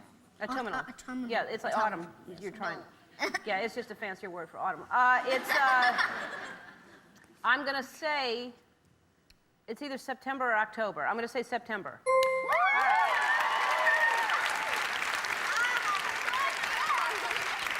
All right. Fifth grade Jacob. question. Fifth grade question. All right. Sorry. Okay. The cerebrum is the biggest part of what organ in your body? Did you say in your butt? In your body? In your body? In your body. Yes. Well, I would assume that's like cerebral. It's brain. Yeah. All right. I want to give you gifts from our Ellen shop. You have some things to carry your books in, and some Ellen book bags for all of you. That's probably not enough for the books you carry. You probably need a bigger bag. Well, you're smart kids, and I think it's a great idea. The whole game show is a great idea. Thanks for being here. I appreciate it. Are You Smarter Than a Fifth Grader airs Thursday nights on Fox at 8 o'clock. Sandra Bullock and Julian McMahon will be out here right after this. Don't go away. Let me get the blanket for you. Are you going to switch out the tigers? Yeah. I'll let you have this orange one. Can I get the orange one, really? Oh, yeah. Oh, fantastic. Come on my lap. Here. This is really a treat, Ellen, to have these out here today. God. Aren't they beautiful? Yes. Oh, this is incredible. This is one of the largest cats in the world, the Bengal tiger. How old are these? About 12 weeks. And their brother and sister, or Right, in sisters, the Wildlife World Zoo, they carry a recessive gene. Uh-huh. And so it's not an albino, the white one I have, and you have the orange one there, obviously. Uh-huh. And they're one of my favorite cats, and one I'm sorry to say, we have about 5,000 left in India. In the next 20 years, if we don't stop a lot of the problems with the tiger in Asia. Hate to interrupt, but I'm running out of milk, and I'm wondering what's going to happen. Well, then you might go into extinction. It's actually, I wish I had a bottle backup or something, because it's really almost done. What you might do, I was watching somebody before this. Your mother was looking at these earlier. You might get on the floor. Uh-huh. Have you ever been on the floor? And run? No. No, if you get down on the floor on all fours, and then get down like you're a tiger. And then the tiger can go like this, go. That's it, perfect. Are you just making fun of me? No, I'm not, no. But they see there, now you're on their level. Hi. That's what they want, somebody on their level. Okay, everybody does. But they really are beautiful. And by the way, this tiger will get to be about 400 or 500 pounds in about another 2 years. So they're hunted to extinction, you were starting to say. They're Not necessarily starting. hunting. It's mainly because they're obviously meat eaters. And when someone is killed in Asia or India, the tiger has to go. And so we're trying to, the overpopulation obviously is winning out over the tiger. But they're a beautiful cat, one of the few cats in the world that actually swim. They swim for hours. When they make a kill, Ellen, I've watched them when I film these animals. When they do a buffalo, like a water buffalo, like 2,000 pounds, the kill is instantly, but they will also bury the meat. They'll eat about 40 pounds of meat and then bury what's left over. The only cat in the world that'll go back and eat petrified, or not petrified, what's that word? Petrified. We're not talking about that. Rotten meat, that's the word. I don't know what you're trying to say. White meat? Eat rotten meat, yeah. Rotten meat. I don't know, but I don't. Okay. Oh, you can let it run around. Not really. Yeah, you can. The audience is like, no, Ellen, don't let it run around. No, but they're a cat that, as far as regal, you can see what it's just magnificent. Every time I see a tiger, I can't believe that in 20 years we could lose this animal. Yeah, that's not right. They're incredible. Look at this one. Just curious about what's the going on. mother can have 2 to 4 babies at a time. And the last white tiger in the world ever seen was in 1958. So they're virtually gone. Maybe 150 left in the world. Okay. And the Wildlife World Zoo in Phoenix, if you want to see these, that's where they are. Oh, my. Aren't they beautiful? Okay, yes. Let's take them away. Who's going to take mine? Oh, that. Somebody's got to get my tiger. Oh. Here you go, buddy. There you go. There you go. I'm like that in the morning. All right. So now, leave the blanket there. What do we have now? Oh. But hi, Jack. I didn't even say hi to you. Nice to see you. Good to see you. Now, this is an animal here that everybody loves. Everybody. This is a koala. Isn't this amazing? From the San Diego Zoo. And they're in Australia mostly. And you won't believe this. When I was there filming these in the Pelican Forest, not many people know this. It was frightening. They go like this, real loud. I'm not kidding you. Unbelievable. Just go right through the forest for miles. As they call it, they call it the forest pig. But can I get close to it? I don't know if you can touch it, but you can get close to it. Okay. Oh, really? You can touch a tiger, but not a koala bear? Koalas bite, yeah. They don't look like they would even move that fast. Now, they eat eucalyptus. Everyone has to understand, they eat eucalyptus. People say, is a eucalyptus got like a drug in it? It doesn't, because they eat like 2 pounds of eucalyptus a day, so there's not much energy in these animals. And up in San Diego, they do a tremendous job of breeding the koala. And this animal, by the way, is threatened in a lot of Australia. And they're a marsupial. You know what that means, don't you? Yes, they are awake at night. No. That's nocturnal. Now they have a pouch. Exactly. Yeah. But when they're born, they look like a worm. They come out like a jelly bean out of the birth canal, go on the outside of the tummy, into the pouch where there's a nipple there, and the nipple swells around their mouth, and that's where they they live. literally know right away. Isn't that amazing? They're born and they crawl up the mother's fur and find the pouch and know that's incredible. It's unbelievable is what it is. And it's a marsupial. Australia has a lot of marsupials. And what's the only marsupial we have in our country? That would be It's hard, I know. we have a marsupial here? A possum. Did you know that? No, I thought they just hung on the mother's right, belly. Yeah, of course I'm right. You get me confused. I've never seen them. I thought they just always hung. They have 12 nipples. Yes. A possum does. Yes, but I've just seen them walk around and the babies are clinging to Good point, because after about 2 weeks, they leave the pouch, and they go, but not with a koala. See, about 6 months for them. How come it's not biting her?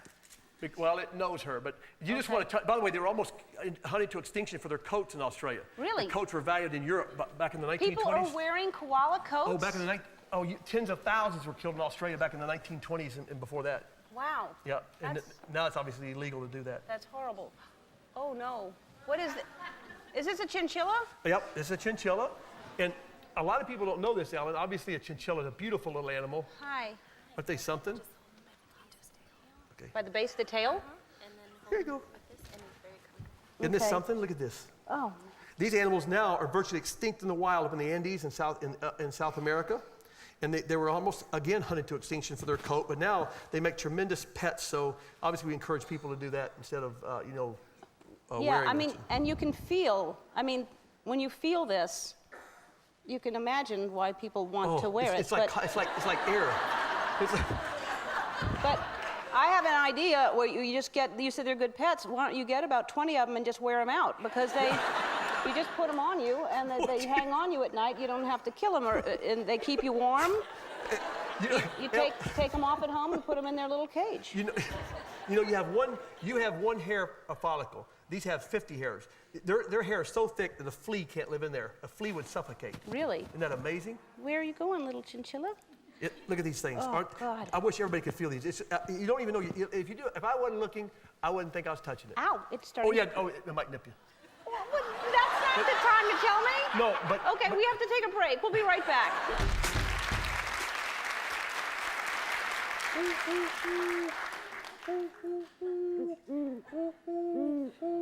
I can't believe it.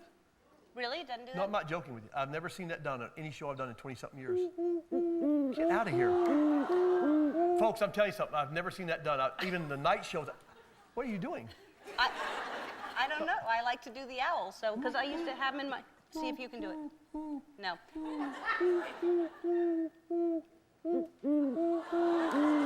What am I doing wrong? I've been doing this 30 years. Oh well. No, I love owls, and I used to have them in the backyard, and I just, you know, I came in, I'd do. But you know, Ellen, this is the only animal in the world found on every continent is the owl. 17 species found on every continent in the world is the only bird, actually not just animal, in the world. And they're a phenomenal animal. And which is what kind are these? These are the great horned owls. You see the little tufts of feathers up there. If this owl were in here at nighttime with nobody in here and you put 2 mice in here, it would eat them in total darkness from echolocation. Really? Their ears are on the opposite, like up in here and here. Now notice how they turn their heads? They can't go like this. Like you take your eyeballs, if you see some good looking guy or something, you go like this. Like this. Oh, you go like this. Or the owl, I'm sorry. Wait, what are you doing? The owl cannot move his eyeballs. He has to turn his whole head. So if the owl sees a good-looking guy, it has to turn its head completely around. That's right. That's it. So and they don't make. I can't understand what this thing's doing. Isn't that beautiful though? Hear that nighttime when you're having me outside. They adapt to our environment. They really are adapting to our environment very well. And you do not hear them at all. They are silent when they fly, right? Yeah, called the bird of silent flight. If they would fly over this audience at 6 inches, you would never hear it falling. Like a bird of prey, you would hear it because of their weather, their feathers, and how they're shaped. Wow. And look at the talons. If you didn't have that glove on, it'd go right to your bone. Yeah, I was worried it was going to smell chinchilla on me when it came out here. No, boy, if it smelled chinchilla, you'd be done. And do they know each other, these owls? They just met. Oh, okay. This one's 5 years old, and this one's like 17 years old. Goodbye. I enjoyed meeting you. All right, bye. That's okay. This is incredible what's coming out now. It's a cheetah. It's magnificent, isn't it? Now, what's keeping this calm off stage, what you don't know, it has a best friend that's a dog, and the dog is off stage, so it's, right? The dog is keeping... Right, they were raised together, and this is from the San Diego Wild Animal Park. And you very rarely get to see this. This is magnificent to see the world's fastest land mammal, everyone. Think of when you go home tonight, going 65 miles an hour down your interstate. Well, not this interstate, but the ones you can go 65. Yeah. Think about it, a cheetah passing you at 70, because that's what they do, Ellen. When we filmed this last year in East Africa, out of all my trips there, I've only seen the kill twice. And I saw it this year with 3 cameras it took to get the kill. Now, when the cheetah attacks, let me just tell you what happens. When the cheetah, isn't that amazing? Yeah. Wow, it's purring. When the cheetah attacks, Ellen, what it does, it hits the prey so fast that and then it strangles its prey. It's not a very powerful cat. And what's happening? Oh, you hear it purring? Can you hear that? You can put your, no, don't put your neck up. That's not a good idea. That's a dumb thing, isn't it? You should have gotten a handheld. Yeah, I should have got a handheld. But anyway, yeah. What they do, when they hit, they grab the esophagus and choke it. And look at the feet. If we can see the light on the feet there, the only cat in the world with non-retractable claws. Oh, what an amazing shot. Look at that. That's beautiful there. Gorgeous. That's amazing. If you look at his eyes, you'll see that his eyes have little dark marks. Like if a baseball player ever won a football player, and you know how you see the dark marks when they're playing ball? Uh-huh. All right. This cat hunts in direct sunlight.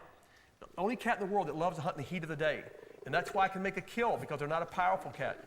And then what happens, when the cheetah makes a kill, the vultures fly over, and the lions go, oh, the cheetah's made a kill. And then the lions go and take the food away from the cheetah, and they starve to death. Oh, that's horrible. Yeah, it is. Yeah. That's horrible. And also, they can just go that fast in short spurts. So if they don't catch it, they have to rest until Up they to get... 2 days. Up to 2 days. They have to rest for 2 days Yep, till they sometimes, try again? Till they try again. Man. In the San Diego Wild Animal Park, this is one of the few cheetahs in the world that is used for education, what they do, and a lot of work these folks do in the breeding the cheetah, a very endangered animal in most parts of Africa, Namibia. They're trying to come back there. And they also have a dog. What's the name of that dog? The other dog that's in the Anatolian Shepherd. Anatolian Shepherd are being trained in Namibia to keep the cheetahs away from the sheep and cows and stuff. Oh, God. Isn't that gorgeous? That is a beautiful, beautiful animal. And that tail is used like a rudder for the animal, too. Like that tail there, really? when it goes like 50, 60 miles an hour, it'll turn that tail to help it like a sail on a sailboat. God. What you're seeing, folks, here today, I'm just telling you, is one of only 3 or 4 in this country that can even begin to do this. It's just gorgeous. Wow, that face is Isn't that gorgeous? Yeah. Wow. One last question. Do cheetahs ever prosper? We'd like to think he does. That went over my head. I just delayed there. I love when you're here. Thank you so much. You that is incredible. I just, you know, one day we're going to do an entire show with this, because I really, and people need to know these situations where they're getting hunted to extinction or losing their environment. Exactly. All right, we'll be right back with Ian Ziering and Cheryl Burke from Dancing with the Stars. Don't go away and don't clap. We're back with Jack Hanna, and he's brought us there's one final animal, actually it's two animals that I'm not going to get near. This really is incredible. Let's open the doors up. This is one of the rarest animals in the world. The white alligator. I want you to see this, Ellen, because to my knowledge, as far as on national TV, it's the first time it's ever been on. This is from the Wildlife World Zoo in Phoenix. There are about 50 in the world. It's an albino. You can tell from the pink eyes. And we'll go ahead and pick that other gator up. They shouldn't be near each other? Or Probably. No, they don't know each other. Okay. The alligator here. Come here. Can you come here a minute? I'm sorry. Yeah. Hi. Go. You can just what you want to do, Ellen. Alligators hunt. I'm going to pet her. I actually. Alligators hunt with vibration. All right. They have sensors down the side here. People don't realize. I think they smell or see, but they don't. If you're kicking in the water, they can hone in and 2 miles away feel your vibrations. Hello. You get to be 14 feet. Very prehistoric. I'll tell you something. Shouldn't we keep an eye on that one? They can outrun. They can outrun a man in the first 20 yards. No one can outrun an alligator. And the crocodile has a much narrower nose. They can live to be over 100. They can go up to 1 year. Pardon me, Jack. Oh, you're right. Gray, watch that alligator, will you? Now, so these are both alligators? Exactly. The albino alligator, which is very, very rare, only about 50 in the world, as I said, would not survive 2 weeks in the wild. Right, because of the sun coloring. and the Exactly, coloring. the coloring, But right. the sun also would burn hurt it, its right? skin, right, Yeah. exactly. That's amazing. Very prehistoric animal. oh. Whoa, jeez, oh man. That scared me to death. Now stand over here. Oh my gosh, don't jump like that. Why don't we use whatever thing, you're okay? Who? Okay. Oh, she's fine. There's nobody behind the curtain, is there? There's some chinchillas, but that's all. No. All right. Well, that's incredible. And this one is looking at us a little weird. Spike. But Spike is okay. Yeah. Spike is easy to. Yeah. And they have double eyelids, is what they have. So some people think when you're walking on the land that they're sleeping. No, he's resting. No, he's there. There's one and then two. So. Yeah, that one come open too. Yeah. Wow. Is that so they can hunt underwater and? There it goes. Wow. Man. That's Did you see amazing. that? Did y'all see that? That's amazing. That's good. That's good. All right. Meanwhile, this one is, they're not good walkers, are they? They need to be in the water? Well, yeah, probably the water would be good, but the floor's a little bit slick, that's all. Okay. But you can go over here if you want to get closer. Not really. Hey, I want to thank my guests, Jack Hanna, Ian Ziering, Cheryl Burke, and McCartan School of Irish Dancers and Performers. If you want to win one of those Trek Line bicycles, and for more information, go to our website. Don't we have more bikes, though? Yeah, for the Riff Raff. We have more for the Riff Raff room, everybody. Have a lovely weekend, everybody. Goodbye. You said you were wearing the pink sweater and the black thing. I thought you meant you're wearing the pink sweater and the black thing. No, I said I'm wearing. I didn't say you're wearing. Oh, my God, this is so embarrassing. And just think, on the night where the etiquette expert is here also. Did you ask her what you should do in a case like that? I did, because I saw what you're wearing, and she said there's really nothing you can do. It's horrible, and all you can do is just go up to the person and say, you look so great in that outfit. Well, you look great in that outfit. You look so great in that outfit. You look so great in that outfit. Really. Thank you. I like it, though. I hope you don't mind if I go with it as my own look. You should actually, you know what? I mean, I think you look good in a suit, and I know you wear suits all the time, but that is a nice look for you. Thank you. Great. I will wind up kissing you if we do this. Oh, So wow. I can barely control myself. Oh, that's... But thank you for having me here, and on pre-Oprah day too is very exciting. Yeah, I know that it's disappointing for the audience when they hear Oprah's going to be here tomorrow, and then I'm here today. That is not true.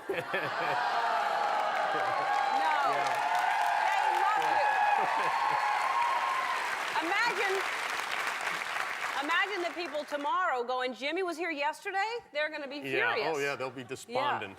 And Yeah. then I was on your show last night, and I had a ball. Thank you for What coming. about all that stuff we You did? were so great, and I don't know anybody really who can be so naturally funny when they're so drunk as you were last night. It was really incredible. And Thanks. That's sweet. I mean, I don't even remember it, but it was good. Yeah, it was great.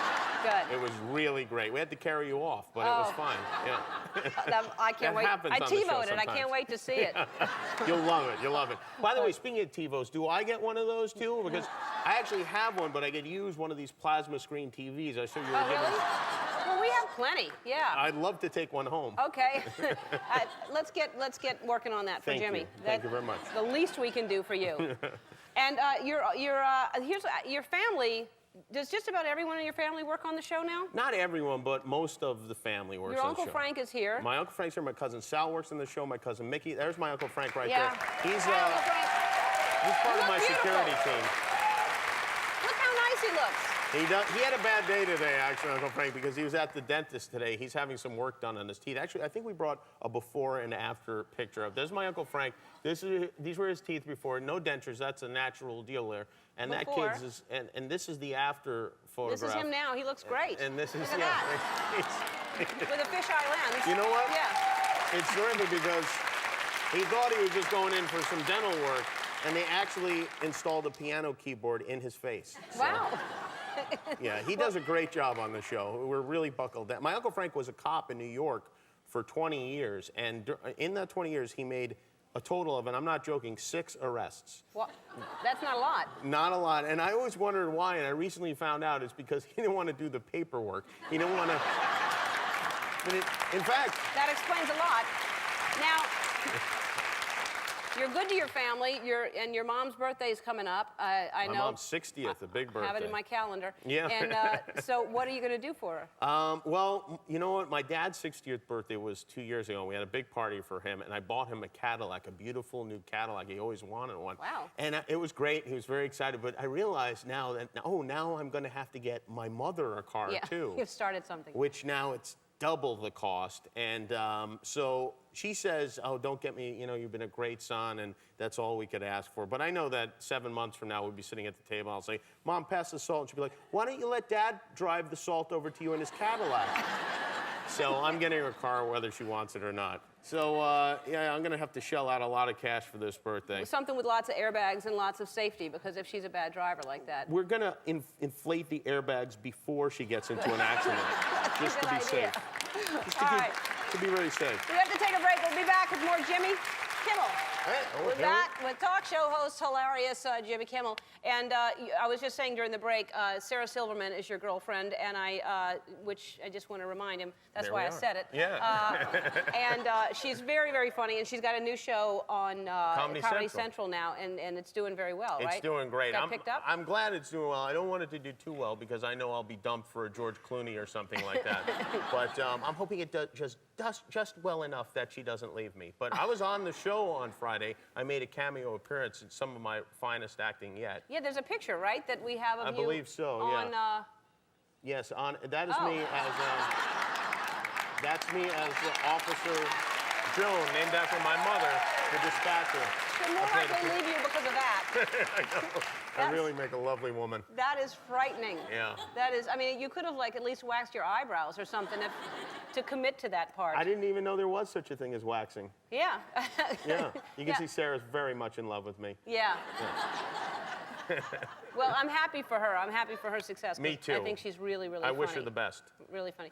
All right, so were you sincere in that or no? I do. I really do wish her the best. It Yeah. sounded not sincere. So let's talk about the Oscars. You're going live after the Oscars that night.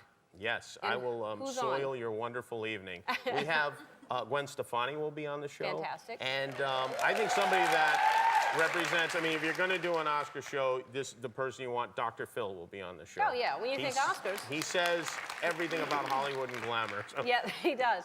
Well, he's actually going to probably tell you what people are feeling and thinking after they win or lose. That's good. I should write that down because I didn't think of it. I should ask him that. Yeah. Yeah, I'm sure he knows. Yeah. And you will do a little something on the show, which I appreciate. I'm going to do a little something, yeah. Yeah, thank you so much. I can't wait. I know. You got a lot of work ahead of you. Don't screw this up. Seriously. For all of us. We're all counting on you. Jimmy's show airs weekdays at 12:05 on ABC. Be sure to catch a special edition of Jimmy Kimmel Live after the Academy Awards this Sunday. We'll be right back. Don't go away. Jimmy Kimmel, everybody. You hear that? You hear what they're playing when you walk out? Oh, it's Stevie so Wonder, sweet. isn't she lovely? Yeah. Oh my God. You are lovely. You're fantastic. You. Thank you. All right. So tell me about your experience. Oh, First of all, you won an Oscar. I did. For Annie Strangely Hall. enough, yeah. And wasn't she fantastic in Annie Hall? You gotta watch that again. You gotta watch that again. It just holds up. There's some movies that don't. That one holds up. Does it? Good. Yeah. That's good to hear. When's the last time you saw it? Well, when it came out. Uh-huh. That was it. That's all I saw. I remember I went to a matinee and I sat there and it was past all the things and I saw it and I thought, I'm lucky. I'm a real lucky woman to be in this movie because it was just, you know, it was me. And that was very strange to see. Yeah. And I've never gotten over. I can't stand to look at myself. It's the worst experience. It's hard. It's so hard. No, I'm not saying to look at you. No, I think I like looking at you, but to look at oneself. It is so miserable. Yeah. And then you hear your squeaky little hideous voice and your awful face. Yeah. No. All You're right. just- That's enough saying bad things about you. We but love the you. movie was good. Yeah. Yeah. You're good in everything you do. But do you remember that night at the Oscars? Do you remember I do how remember the night. And you know, I brought my sister. She was my date, Dory. And we sat there, and I remember just being completely shell-shocked. But what I really remember the most was that I wanted to go home. Really? Yeah. Why is that? Because it was too overwhelming for me. I wasn't prepared for it. It was a different time in my life, and I just kind of wanted to, like, because I knew things were going to change. And things did change in a big way, but not in the way that I expected it, because I think your fantasy about winning and all that is very different than the reality of it. You know, the reality of being here is very, very different. Yeah, I think, well, that's with anything in life, don't you think? Oh, now, did you remember, like, dressing yourself that night going, did you dress yourself or did someone dress you? No, I picked my You clothes. picked out the outfit, because we have a picture of it, and you really... No. You didn't really... God, I don't want to see it. Oh, my God. Look at my sister. Isn't she gorgeous? Yes. Isn't she beautiful? Now that's pathetic. That's a lot going on. That's a lot. Wow. Yeah, that's a lot. So is that a blanket? Oh, yeah. What's under the jacket? No, I had on pants, and then I had on high heels, but I had socks, special socks on that I bought, and that jacket is Armani. I thought that was really cool and The trendy. jacket and the scarf are great, but that does look like a blanket. So that's a skirt? And No, it's a skirt. It's on top of pants. On top of pants with, I think, a skirt underneath the skirt. Oh, there were two skirts. It was the layered look. Get it? Yeah. And but look at me. Oh my God, that is bizarre that I won. What a freak, right? But look at my sister. Well, isn't she beautiful? And clearly, yes, I love Dory's her beautiful. So much. Dory Hall. She is I love her so much. Well, you do have great style. I mean, sometime after then is when let's discuss it. Let's get real. Right after then is when it started kicking in for you. Yeah, I love the way you look all the time, and I guess this is this issue of More magazine. Thank you for thinking of me. Yeah, because this is gorgeous, and the inside shots. Yeah. And look at this shot, how gorgeous this is. Isn't that interesting? Oh, see, nobody agrees. I love that shot. I love that shot. Yeah. Fantastic. Farouz Zahidi. I bought a love house it. from him. When? A long time ago. You're One kidding. of the houses I lived in was Farouz's house. Really? Was it modern? Yeah, very, very modern. Really great. Now, you look fantastic all the Thank time. you. You look really, Thank really you. great. The last time you were here, we were talking about that you're a new spokesperson for L'Oreal, which I think is fantastic. That they're, I mean, you know, they're picking. Wonderful choice. Wonderful. And because they're kind enough that you're on, they're giving you, we don't have it here, but we have it, everybody in the audience is getting a gift bag from L'Oreal. We're happy about that. All right. We're going to take a break, and we'll be back. We'll talk about your new movie, Because I Said So. We'll be right back. Oh, Diane Keaton right there. Can I say something? How about Mandy Moore? How about Mandy Moore? Oh, I love Mandy Moore. Adorable. Yeah. Adorable Did you love person. working with her? I love working with her, but also I think she looks like, of course, no one's going to know this reference, but to me, she looks like Claudia Cardinelli. Do you know who I mean? No. Uh-oh. She is so beautiful, but also she has secrets, too. Yeah. I mean, she's alluring. She's not just this open-faced, beautiful girl that we all love, but there's also the underbelly, which makes her even more mysterious. Really great. I love her. Yeah. Yeah. Now, you play a meddling mother in this. Yeah. Are you getting all this out of your system so you're not going to do this to your own kids? The meddling aspect? Yeah. Okay, here's what How I are you going to think. be with your kids? Or how are you already? Well, that's a good question. Thanks. Yeah. No, here's what I think. I think better to be a concerned parent rather than not. I agree. You know, I mean, to err, I'd rather err on that's right. Yeah. And so, I mean, I forgive her because, frankly, she did very well. The three Yes. girls in this movie turned Sure. out fantastic. fine. So, okay, so she made a lot of mistakes. I love her. I love mothers. And I think that it's the kind of, the movie's a toast to mothers. And they deserve it. And even if I am overprotective in the movie, I love her dearly because she cares so much. Well, and like you said, it's better to err on that side rather than just, oh, you go and do what you want. And good luck, sweetie. Yeah, that's not cool. Dexter's 11? Dexter is 11. Well, I can't believe it. I can't either. And then Duke? Duke is 6. Oh, that's crazy. Isn't it? I feel like I just saw him when he was like asleep on your shoulder with gum in his mouth. He was just like sound asleep with a wad of gum. I'm like, he's going to inhale that. No, he's fine. Love him. So Love in the movie, there's a scene where you all strip down to your underwear. Uh-huh. How do you feel? I have a lot of opinions about that, okay? I'd like to hear them. Yeah. Here's the deal. So I'm wearing the very flattering high tops, you know, gals, you know, the ones that go up here to the waist and shake you very nicely. And one of my daughters is wearing a thong. And I don't get it. I swear to God. Like, so you put a thong on and that thing is going, you know, like, how is it comfortable? That's all. That's my question. Is it a comfortable experience? Yeah. Well, they say people that wear thongs love it. That well, they what? say. Yeah. It's, You love it? Yeah, they say that you don't feel anything. I think that that's all you feel is something between. I know. Yeah. It's sort of like a sexual experience. Yeah. Well, maybe that's why they like it. Yeah. That's But what's that like? Yeah, I don't know. That just reminds me. Well, maybe. Let me think Yeah, now. maybe you should start wearing thongs then, if that's. If you don't remember. I thought we should go into.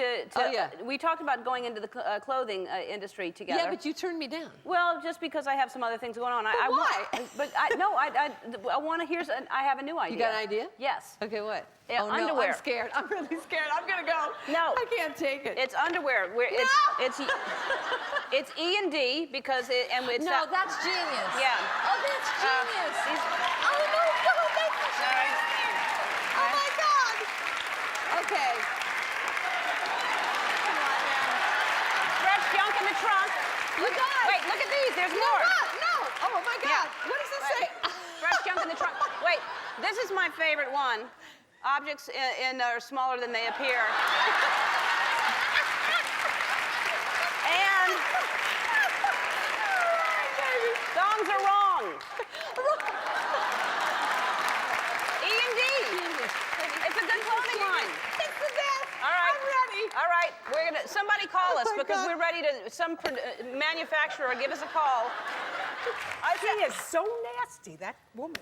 Yeah? Yeah, she's so. I watch her. I'm surprised myself sometimes. Do how you nasty she is. like just to turn it? First of all, I said welcome back. That's how excited I am, and I ran into you in the hall. You've never been here before, but I said welcome back, Judge Judy. But hopefully, I've been in your living room or You have been. parlor or someplace at some point. You've been in my parlor. I go to my parlor every day, and I have my tea. I have a parlor. Do you? I have a parlor. And what do you do in the parlor? I watch Ellen. Really?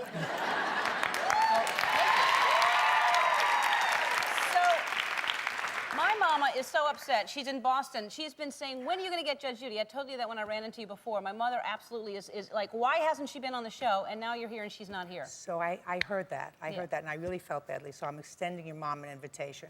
When she comes back, let her come and spend the afternoon with me. I'll have a good lunch for her on my set. We'll put her in the audience, and she could judge the judge. Okay. How's that? Wow. She'll love that.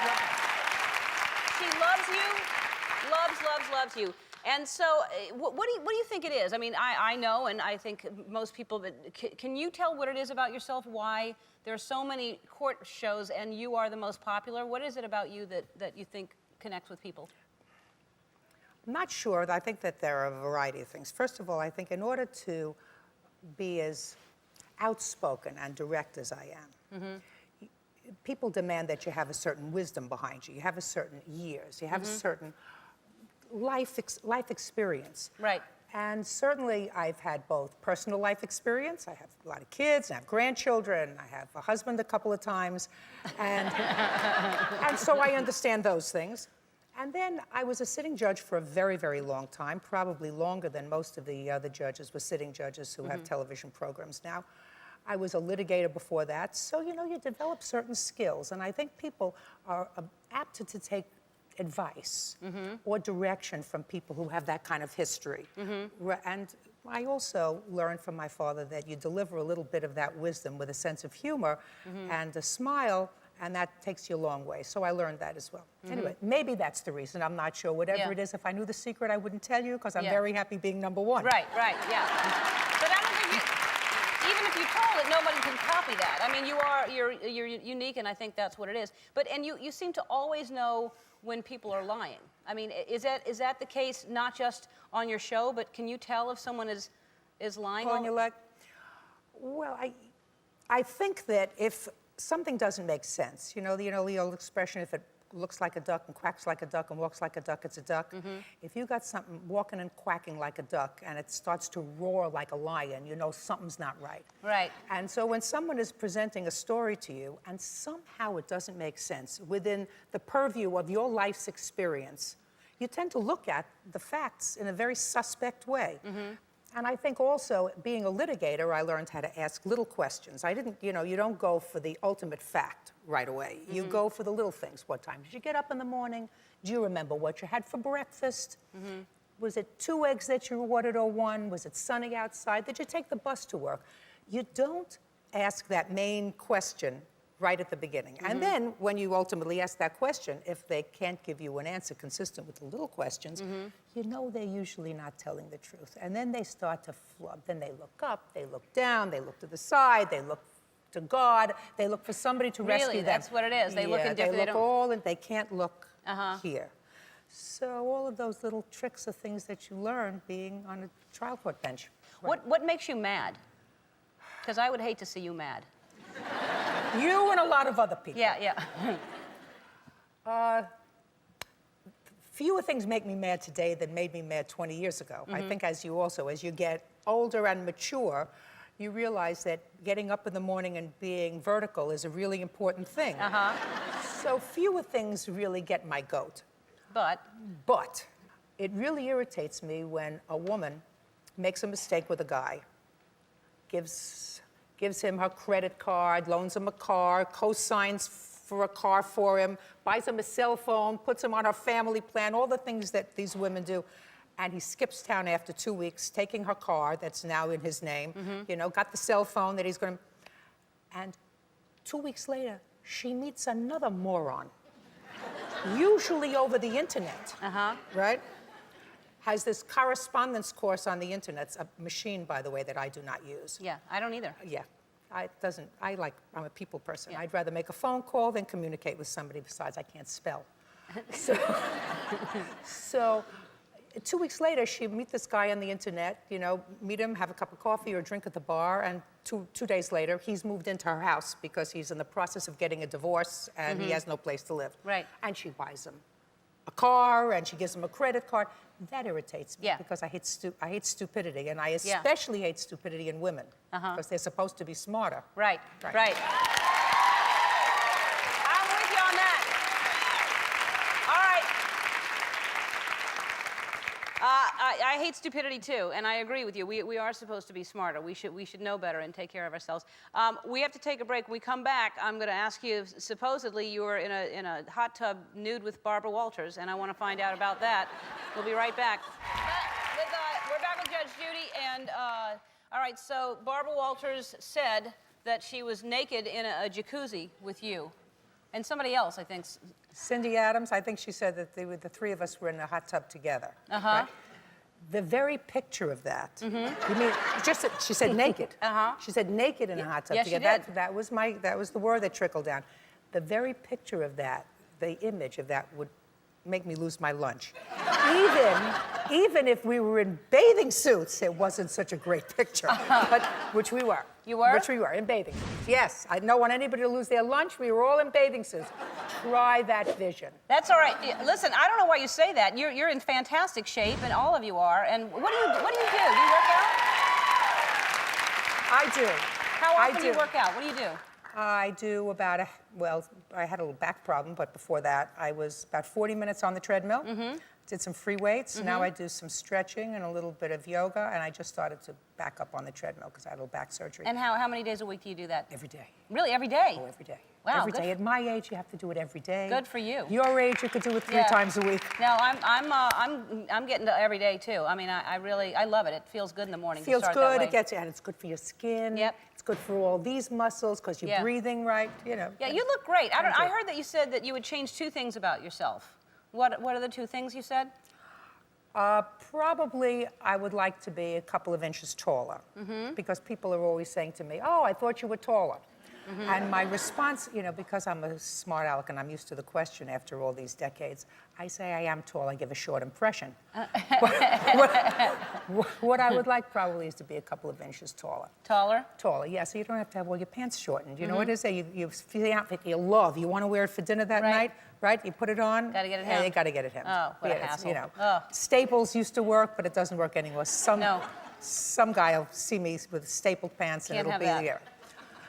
And the next, I always wanted great, thick, wonderful hair. You know, long hair that's, you know how some girls can just take their hair, whip it up, and they put it on the thing on the top, and they look like they just stepped out of a Vogue show. I would love to do. I would love to have hair like that. Well, we can't do anything about the height, but we heard about the hair thing that you, and I think in order to appreciate your hair, you have to, you know, everybody thinks, oh, I'd look better this way. You look just fine that way. We actually put some different hair on you to see how you would look. First of all, my mama, we put her hair on you, and this is, that's you with my mama's hair. It would be me without my hairdresser. Yeah, that's, and this is Jennifer Aniston's hair on you. Now that you could whip up in a little bun like that, like you're talking about. You could. Gwen Stefani rocks a good do. I happen to like that. Yeah, that you could pull that off. I happen to like that. That's yes. nice. And then we put my hair on you. I think that's the best. All right, that's good. And then, you know, Howie Mandel, I don't know how he does it, but people like it. See, Not you're just, bad either. Well, no, I mean, that says something that you can pull that off because you have a beautiful face and you can look good in anything. It's so kind of you to say that. I mean it. I think you're So kind of you to fantastic. say I think that. you look beautiful. Thanks for being here. Come back. I'm going to send my mama to your show. I'm going to do it. I know. I'm expecting her. All right. I think you're great, and we'll be right back. Don't go away. Our next guest is the president of hip-hop. He has sold over 37 million albums and earned 5 Grammy Awards. Please welcome Jay-Z.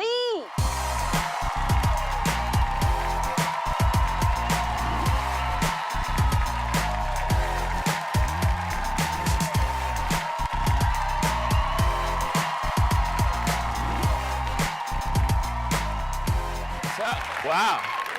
I didn't know it was this big in here. Yeah. It's like a concert. It is. Yeah. Isn't that gorgeous? Well, you know. I know the neighborhood. You know the neighborhood. Yeah. You know this. It's gorgeous here. You just got back from doing 7 shows in 7 cities in Yes. 24 hours? Yep. Started in Atlanta at 6 in the morning and finished in Vegas at 6 in the morning. Oh, man. Why do you do that to yourself? I'm crazy. Yeah, you are crazy. I was trying to think of a great, like, you know, A reason to do a it? whole promo thing in one day and get it all over with. But I'm crazy. Yeah, because you don't need to do that. People are excited enough to see you. You retired, and then you decided, no, never mind, I want to come back. And we're thrilled to have you back. You don't have to do anything. We're just dying to. I got one. I got the first one. But everybody, this is coming out today, right? Yeah, today. Yeah, very exciting. Now, I don't know how many people know that much about your background, but you really had, you know, you started out on the streets. You sold drugs. Not on the street. Well. In the street. In the streets. Yeah. But you were, you know, you were a tough kid selling drugs. And what changed you? What all of a sudden said, you know, came, you know, to you to say, I'm not going to do this anymore? Well, when you grow up I grew up in Marcy Projects, so you grow up in Brooklyn. Anybody from Brooklyn? Brooklyn in the house. You grow up in those environments, you know, you do what's around you. So slowly as you mature and you start looking around you, you start to realize you can't live that type of life for the rest of your life, or the rest of your life will be shortened. Or you're either going to be in the jail cell So what was your inspiration, though? I mean, I bet a lot of people want that. A lot of people think, okay, I don't want to do this anymore. What made you different? I had a God-given gift, you know, and I was fighting it because, you know, my mom, you know, growing up, mothers tell you, if anything, if you want anything, you got to work hard for it. So I had a gift, and it came easy. So I actually fought it. You know, I didn't know that what she was telling me was cliche. You know, so I really believed her. So, you know, this talent that I had, it came easy to me. So I always think, you know, that's not anything, because, you know, I can write music without thinking about it. 15 minutes, I'll make 2 hit records. You know. It's true. No, seriously. It's true. And I'll make one right now. If you like. I'm just kidding. Oh, I was going to get something out of you. I was going to, and I'd get a little royalty because I'd co-write it. But that's so. And I should ask also. Beyonce was on the show last time we started the show in New York. Are you still together, Beyonce and yourself? I like the way you preference that. Like what people need to understand is how good she is at what she does, right? She knows she was going in for like uncharted waters, so she tapped my arm real to put me at ease, but she did it really fast. Yeah. That was good. That's not well, life is good. Everything's great. Good, because well, she was on the show and she told me that y'all were getting married and having children. That's what she told me. I'm just saying. That's what she told me. Can we run the tape? Yeah. I wish we had it, but I'll show it to you. She said it. I didn't. She's a great girl. Yeah. Wonderful. She is a wonderful girl. And so you'll have how many children, do you think? She's good. Yeah. And how do you know President Clinton? You were talking to him back there. How did you meet? A restaurant that I co-own with Bono down in the Village. You know, we bumped into each other a couple times there. Had a long conversation over nudie. Shout out to Ken Friedman. Yeah. And what you're doing something fantastic. In rap, that's what you got to do. Like, after you finish talking about something, you just shout the person out who's in charge of the place. Oh. Shout out. To who? To Nudie? Yeah, to Nudie. Yeah, all right. Yeah. Shout out, Nudie. What up? Nudie! Holla. That's good. That's perfect. All right. Perfect. All right. Well, thanks for being here, and I wish you felt better, because I know you're tired because you've been singing for 7 cities, but next time you got to promise you're coming back. Done deal. All right? Yep. You said it. Absolutely. You'll do it. Yeah. All right, you can log onto our website to purchase a copy of Jay-Z's new CD, Kingdom Come, which is very, very cool. Welcome, Selma. Hi. What about those toes? Did you see them? I did see them. Do you have anything that long? No. No. No. My hair, maybe. Now, would you do something like that? Would you grow it? Are you that kind of competitive thing? You see somebody's long hair and you go, I'm going to grow it longer? No. No. No. Don't care. Well, you seem competitive because you're very successful. I'm not that competitive. No? No, I think, but I'm not. No, and I'm a little lazy also. I don't believe that. No, I'm a little lazy in certain aspects, you know. Like what? It looks like you have to take care of them a lot. Yeah. You know, I like the clipper and just let's go. Yeah. I like the clipper and the scrub thing on the heel. Yes. I like that. I enjoy it. It doesn't tickle you a little? No. No. Well, it depends on how they do it. Okay. Sometimes it does tickle a little bit. Sometimes I kick. Yeah. Oh. Yes. That's good to know in case I ever give you a pedicure. Yes, watch out. Yeah. Watch out for the ticklishness. Now, were you just in New York recently? Yes, I was in New York, and I was doing something for the, I think it was for the domestic violence hotline, and I was going to wear some jewelry, and they brought me some jewelry to borrow for the night, because we do that. All this bling bling, it's for borrow. Don't let them fool you. And I just picked something really simple, and they took the rest. And this, the poor girl that brought me the jewelry, left in a taxi. And with my great luck that I have... like how much was it worth? It was $50,000 worth of jewelry. 50. 50. Uh-huh. And... in a cab. Yes, but this is fantastic. The guy that's like a prince, that's the bachelor, what's his name? Borghese? Borghese. gets in the cab right after that girl, someone random in New York, and sees an envelope that says Salma Hayek. Now, his show is on ABC, my show is on ABC, so he called ABC and he said, I think Salma Hayek just lost $50,000 worth of jewelry. Wow. And they gave it back. Wow, that's amazing. Isn't that fantastic? Now, you know what that means?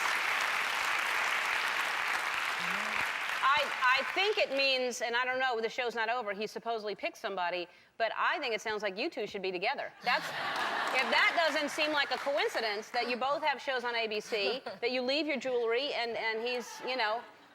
Maybe for the second marriage. It seems like there's a lot of the girls already I don't know who he picked there. yet. He sent somebody home that he shouldn't have last night.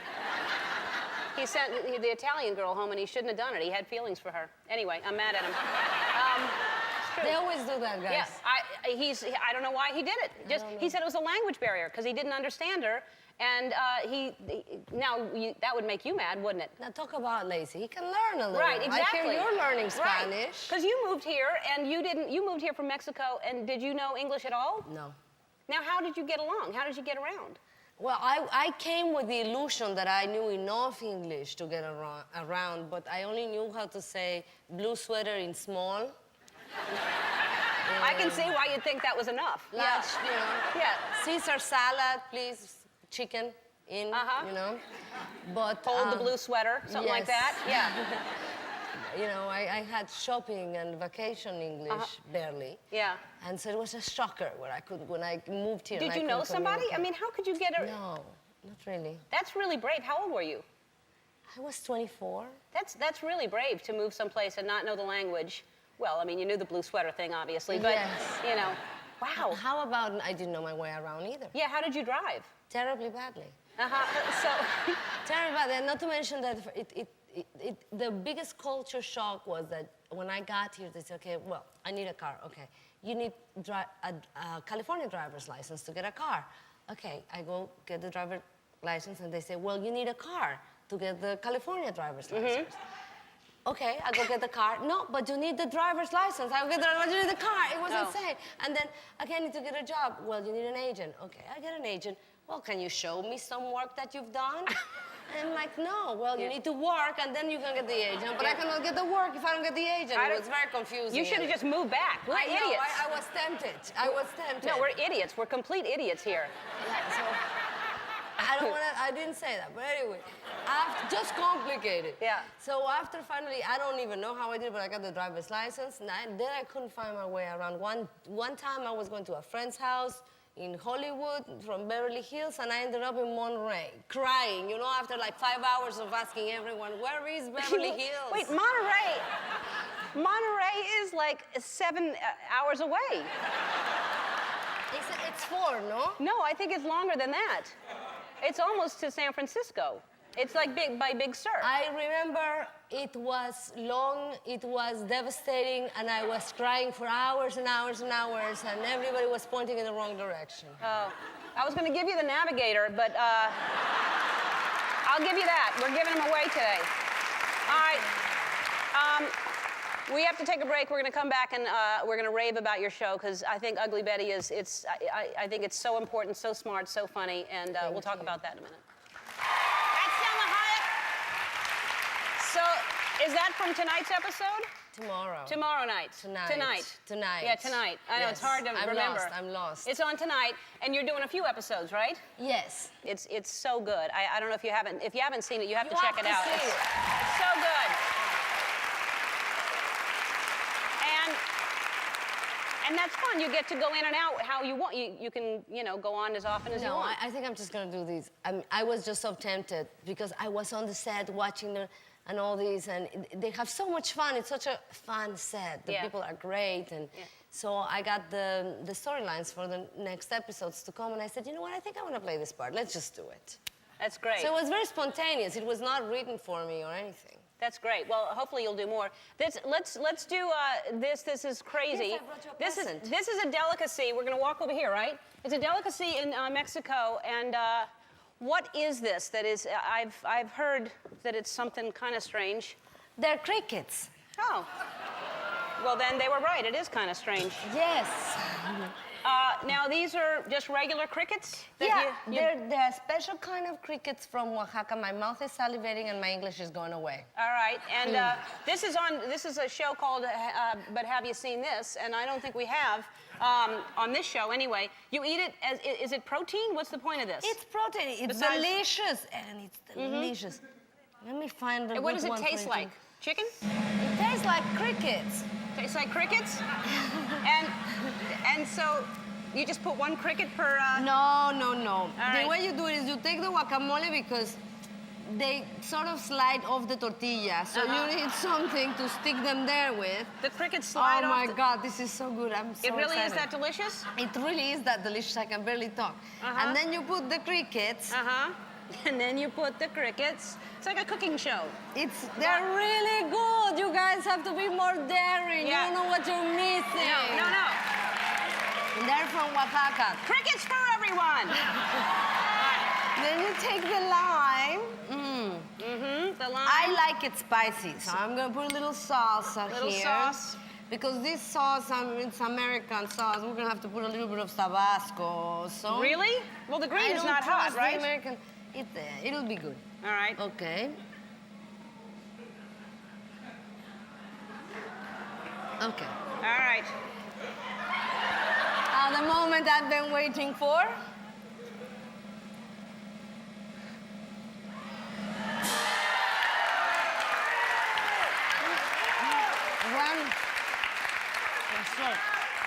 It's like vinegary. I promise you, it's good. If you don't like it, spit it out. Well, now. Come on, leave a little. It's good. It's dead. It's dead. It's good. I'm telling you. It's very good. It's really good. Your Spanish will be improving. That is really, oh God. Back with Jeff Corwin. Okay, let's bring out this. I've got something cool. Now stand up, all and I'm right. gonna need lots of help. And I know sometimes you're not loving these sort of things, but I need your I help. always do. Okay, all right. Bring it out. I wanted to hug the bear. I need you right here. I wanted to do a bear hug.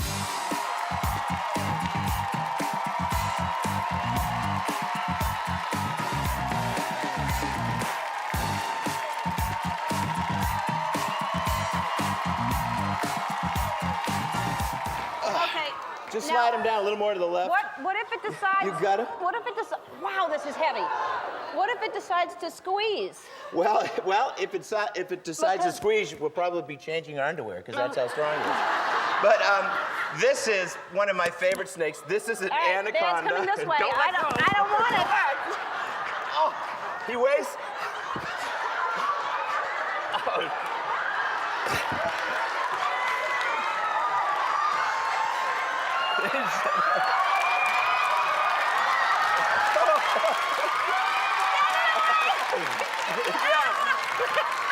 Don't let him hold him.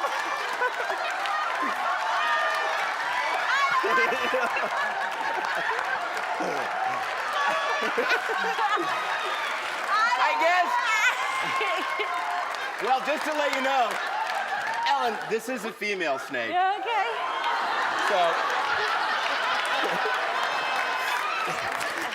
It weighs about 200 pounds.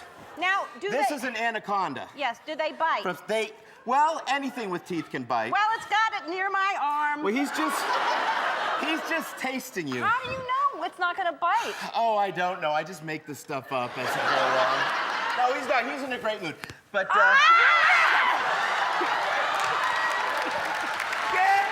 back here! Ellen, you're generous. All right, I'll hold him. You just stand right here. That is ridiculous. Something tells me we're gonna need that hypnotist back so you can go back and forget this whole segment. Oh, man. So this is, by the way, remember It's shedding. It's shedding.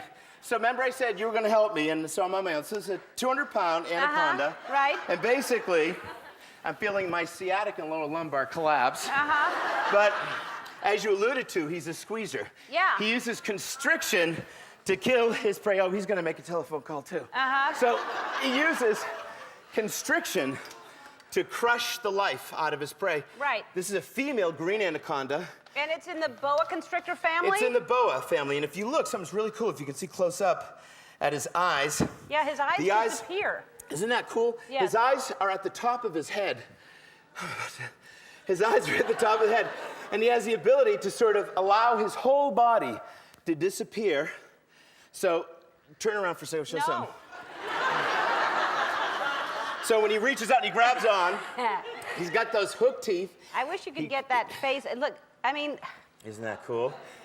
And he holds on tightly with the hook teeth and then wraps around the prey and constricts it. Yes, I know. And this animal could easily push 250, 300 pounds. And he's pushing almost 19 feet in length. And he seems quite content. Yeah, no, he does, except that I just don't know how they're not gonna, that you don't, you know, what if they just decide to bite? Well, you know, he would be displaying sort of aggressive behavior, Well, we which are he too. is not. We're being aggressive towards it. No, actually, he's pretty cool. I mean, he's Right. actually getting everything he wants. He has security. He has stability to support his weight because he's sent to support his weight. Yeah. And he's a heavy snake. Now, if that bear that was just out here and this snake were fighting, who would win? It would be pretty ugly. But my money would be on the anaconda. Really? Because if this snake could grab on and wrap around and squeeze, there's really is no escape from it. They're just so incredibly powerful. An animal like this could eat in weight twice of that bear. Really? He could eat a 100+ pound animal. Because they unhinge their jaws. They don't unhinge. Oh. Their jaws, when they're eating, their jaws stretch to about 8 times bigger than at rest. So basically, if he was going to swallow my head, he could, because his head, he might have to stop at the chest, but he literally has that ability to stretch and swallow an animal this wide. Wow, that's amazing. Isn't he awesome? Yeah, he's amazing. And where do they live, South America? South America, lives in the rainforest, lives in the Amazon. All right, well, that's incredible. Oh, looks like I'm getting some now, too. All right, yeah. Get out of there. Make a decision. It's a weird feeling, I'll tell you that.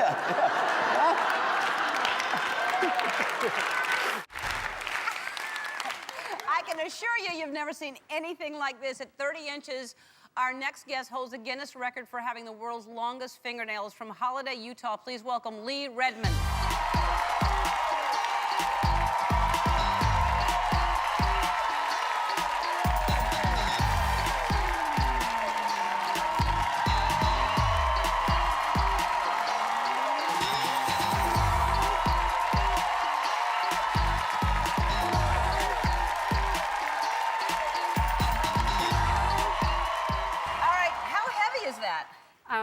I don't know. You don't know? No, they're heavy. I weighed them one time with a diamond scale. So they weighed in carat weight. Okay. So many questions, but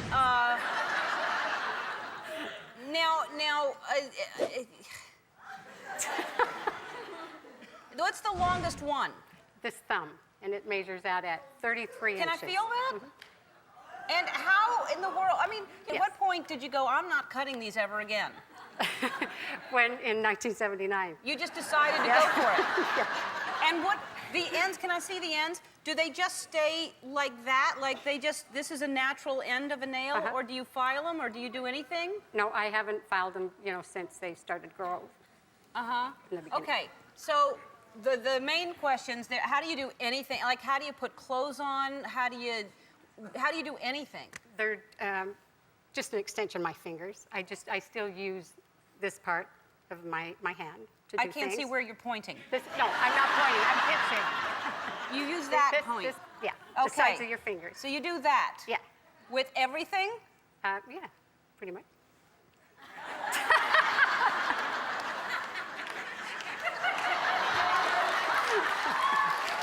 All right. How do you, I mean, you're in the restroom. Yeah. Right? Yeah. First thing people want to know. That's not going to do it. That little a pinch of toilet paper is not really going to, how do you, I mean, and how does that not go in the toilet? How does that not go in the bowl? You've got nails in the bowl. No, they really do when you wipe. They go out of your way. They're out of my. No. Yes. All right. They wouldn't fit in All the right. bowl. And you can put pants on. You can. How do you wash your hair? I have to show you. I think this. With Just 7 sit here. Up? All right. There was. I'm gonna do something. Wait a minute, because I wanted to try this. So I had them make me something that.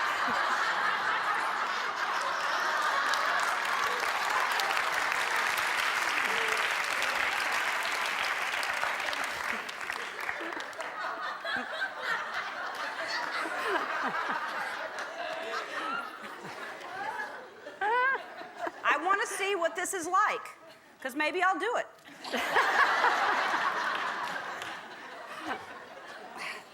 All right. Thank you, Andy. All righty. Now,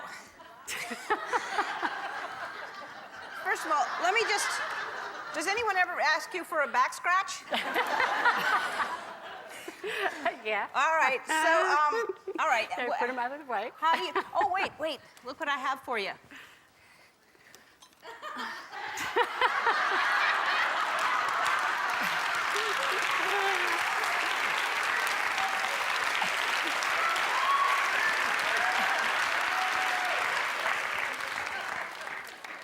This is mine. Dry mouth. Okay. And you just wipe it up. There's that. Yeah, but you're on it. Where do these go? You've got to put that down there. Yes, you do this way. See where the nails are? All right, that's my trunk. All right. All right, there's that answer, kinda. Let's All see right. you do it. Do the toilet paper? Here, hand me that. Can you? I'll get it. First of all, I like a lot, so.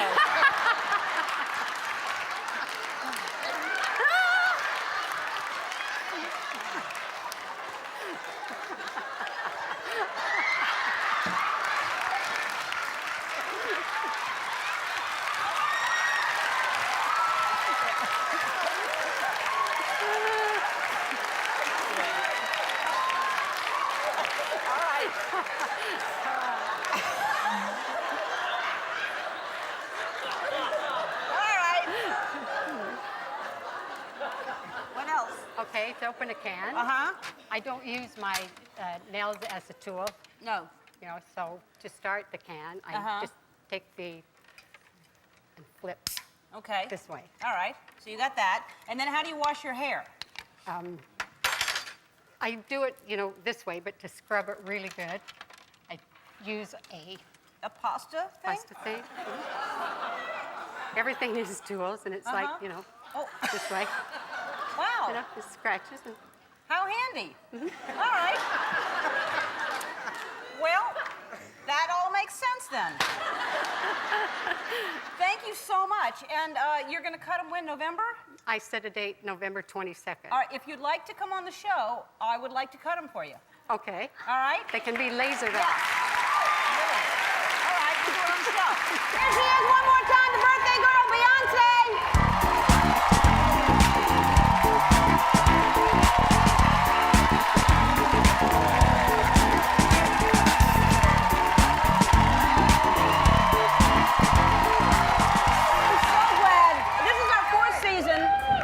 First time on the show. It is my first time. I have wanted you on the show. Before I even had a show, I thought if I ever have a show, I want Beyonce on the show. Oh, thank you. What's taking you so long? I don't know. What's taking you so long? I have been asking for you I've been asking for you. I'm such a big fan. I always said I couldn't wait to come out and dance with you guys, but I didn't do it just now. I'll dance with you before the show's over. I'm dancing with you. Good. I promise. So, and it's her birthday today. Happy birthday, Beyonce.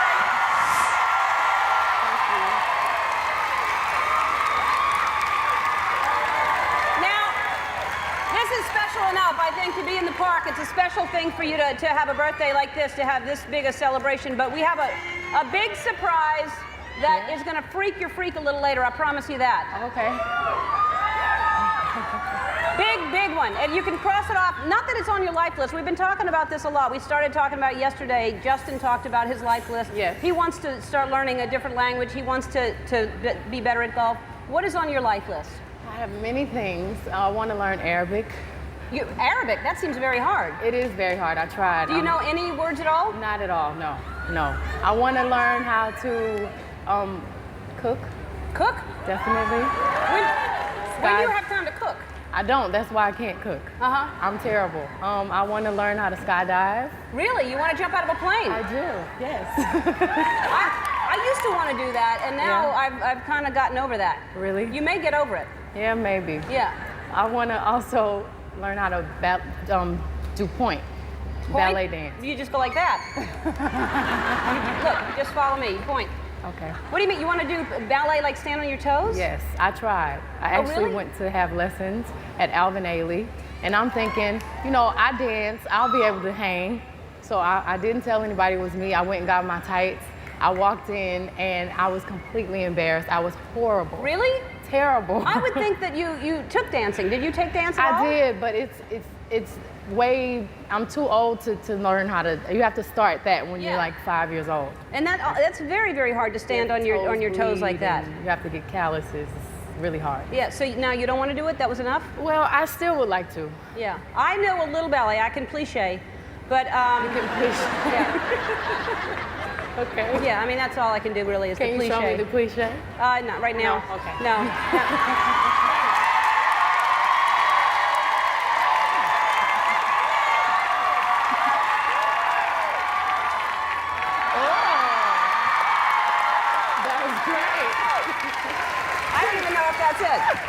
All right, so again, I talked to Justin about this yesterday. I have very little time, so I need to know ahead of time, should I get a bridesmaid dress ready for your wedding with Jay-Z? Are you marrying Jay-Z? I'm not engaged. You're not engaged? I'm not. It's a big fat rumor. It is, but do you think it's a possibility that you will be engaged? One day I hope to be married, you know, eventually with children. I grew up with both of my parents and my sister, a big family. It's important to me, so I'd love to have a family. Yeah, and so when will you and Jay-Z get married then? I don't know. Y'all seem like a great couple. Thank you. And he is sweet as can be, isn't he? He is very sweet, very smart. I met him very smart. Yes. He came up to me outside of a sushi restaurant years ago, and I couldn't believe I was seeing Jay-Z, and he walked up to me and said he was a big fan, and I just thought, I didn't even think he'd know who I was. He is a big fan. He's a very cool guy. I Yeah. like him a lot. Now, describe it for people who don't know what he's like, because he seems, you know, kind of tough and everything, but he's a sweetheart, isn't he? He is very sweet, and you know, he's a businessman. He's very intelligent, very talented, very gifted. And so, is he influencing? I don't know if this is right, but I read that you're 25 today. Yes. You want to retire at 30? Well, I don't want to retire at 30, but I want to be able to relax and take it a lot slower than I work really hard now. Yeah. I want to be a lot more picky and just kind of chill out and calm down when I'm 30. Yeah, well, I think we're going to be disappointed in that. I don't think we want you to slow down. No, I still want to make albums and do movies, but just at a slower pace. Yeah. Yeah. So that's a great goal. I think all of us should put that on a life list to slow down at 30. All right, we have to take a break, and we have a big surprise. I believe it's coming up maybe next. I don't know. Yeah. We'll be right back with Beyonce. We're back with Beyonce. I'm going to wait one more. I'm talking to you this segment, and then there's a commercial. I'm waiting one more segment for the surprise I decided. Yeah? I'm drawing it out. Oh, God. I really am. It's going to freak your freak, though. All right, so not only, we're talking about how busy you are, not only do you have this new CD out, you have Dreamgirls. The movie is getting so much buzz already. Yes, I had the best time doing that movie. I bet. It's changed my whole life. Yeah? It was the best Why is that? experience. I learned so much about, you know, it's exciting when I do music, but it's a whole new excitement when I do movies because I'm like a kid all over again, and I'm just as anxious to learn and as excited as I was when I first started this. So it just, you know, made me appreciate music even more, and I fell in love with something new, and I, for the first time, got a chance to show my chops as an actor, which was really exciting. Well, I'm hearing great things about it, so I Thank can't you. wait for that to come out.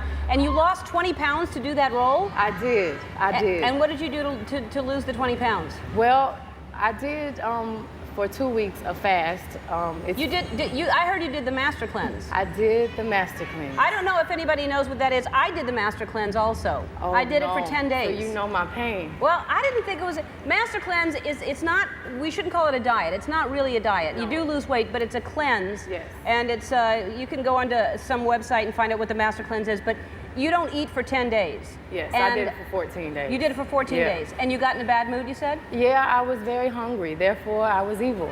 Yeah. Well, everybody told me, you know, for the first 3 or 4 days you're cranky and then you're not hungry anymore. And I never for one day was not hungry. I was hungry the entire 10 days. Me too. And everyone around me, they were eating Krispy Kremes every day.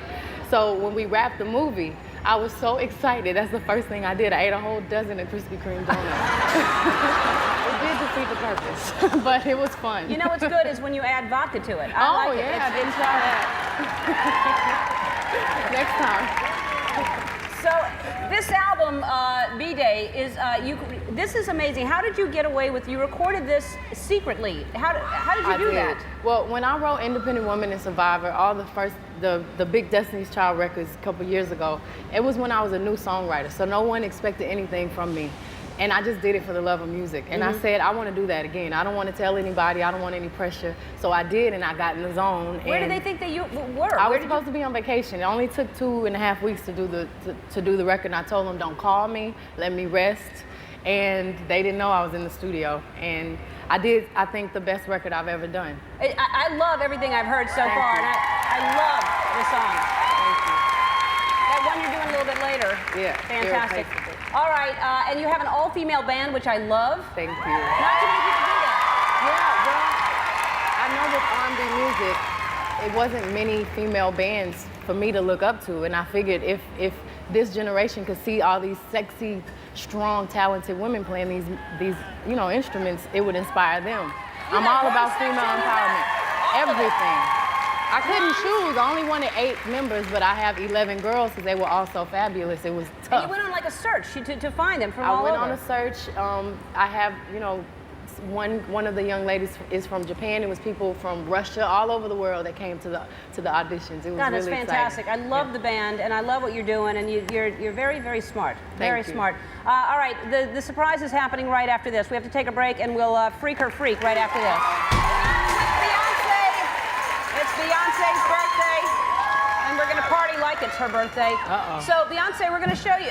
I just saw this a few minutes ago. This is never before seen footage of you at some age, because we're talking about when you started singing. I'm so take a look at this and tell me how old you were. I think I'm bad. Beyonce's my name. Love is my game, so take a sip of my potion and do it in slow motion.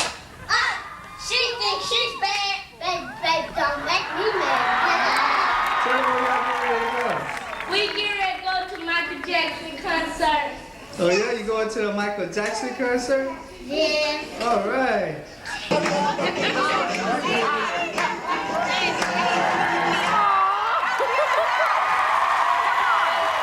How old are you there? I must have been about, 6 or 7 or 5 or something like that. So you started just all of a sudden that talent just came out of you, and your mother said, "Oh my God, you're going to be a big star." Well, I always loved to perform. I always loved Michael Jackson and dancing to his songs, and I loved having a mic in my hand and performing in front of an audience. And who first, did you just sing to people and people said, "Oh my God, you can sing," and you just started? No, I was really shy. My mother put me and my sister in dance classes, and my dance teacher, her name was Miss Darlette. She was like, "Baby, sing for me. I heard you over there singing to the track. Sing for me." And I did, and she was like, "You can really sing." And she told me to perform at a talent show, and I started performing. I fell in love with the stage. She told you to do it, and you all of a sudden went, "Well, that lady said I could sing." Well, yeah, my parents were in the audience. They had never saw me perform before. And I was... So you owe a lot to that lady that actually got you started. Yeah, I do, actually. Come on out.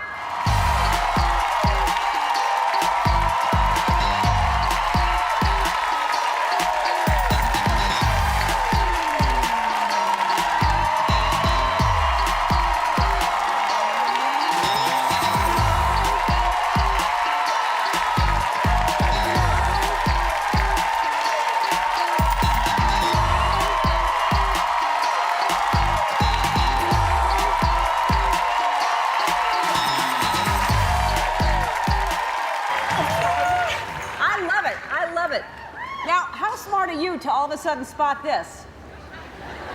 Had you ever I'm seen sorry? Had you ever seen anything like that? I mean, I just see that Never. video and But I I thought, knew from little bitty she would be a star. I always told her.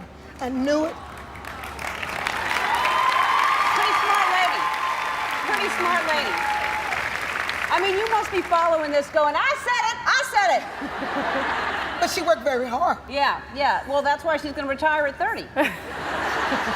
she's tired. Yeah, no, this is pretty exciting. Yes, it is. Yeah. I can't believe she's here. She's here. And now, so you discovered her how? What were you doing?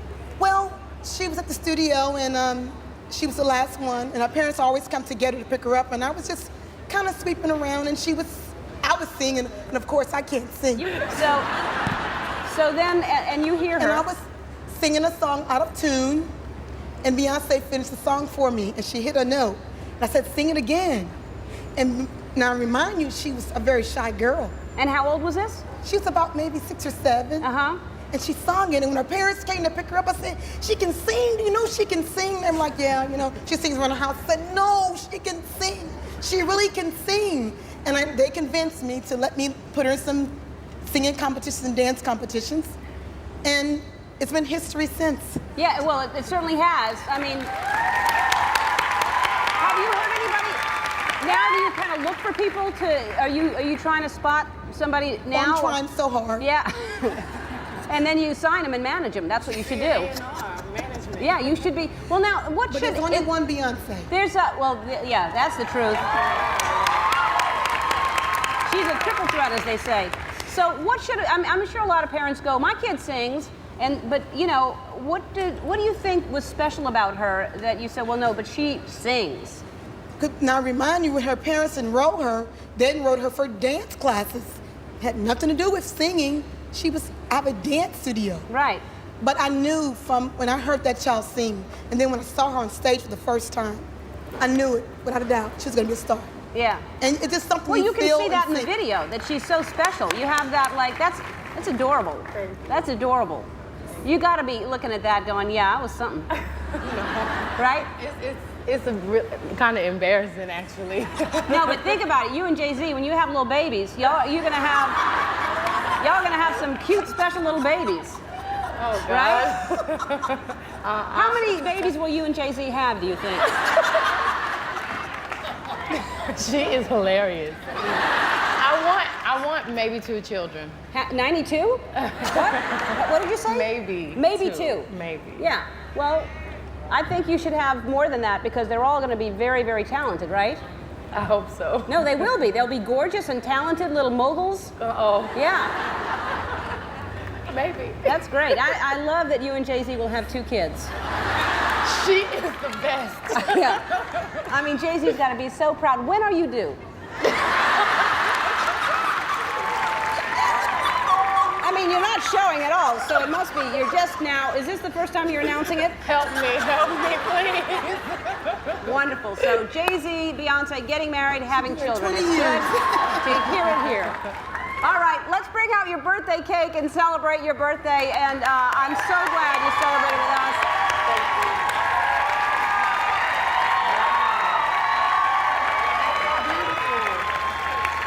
Is that red velvet?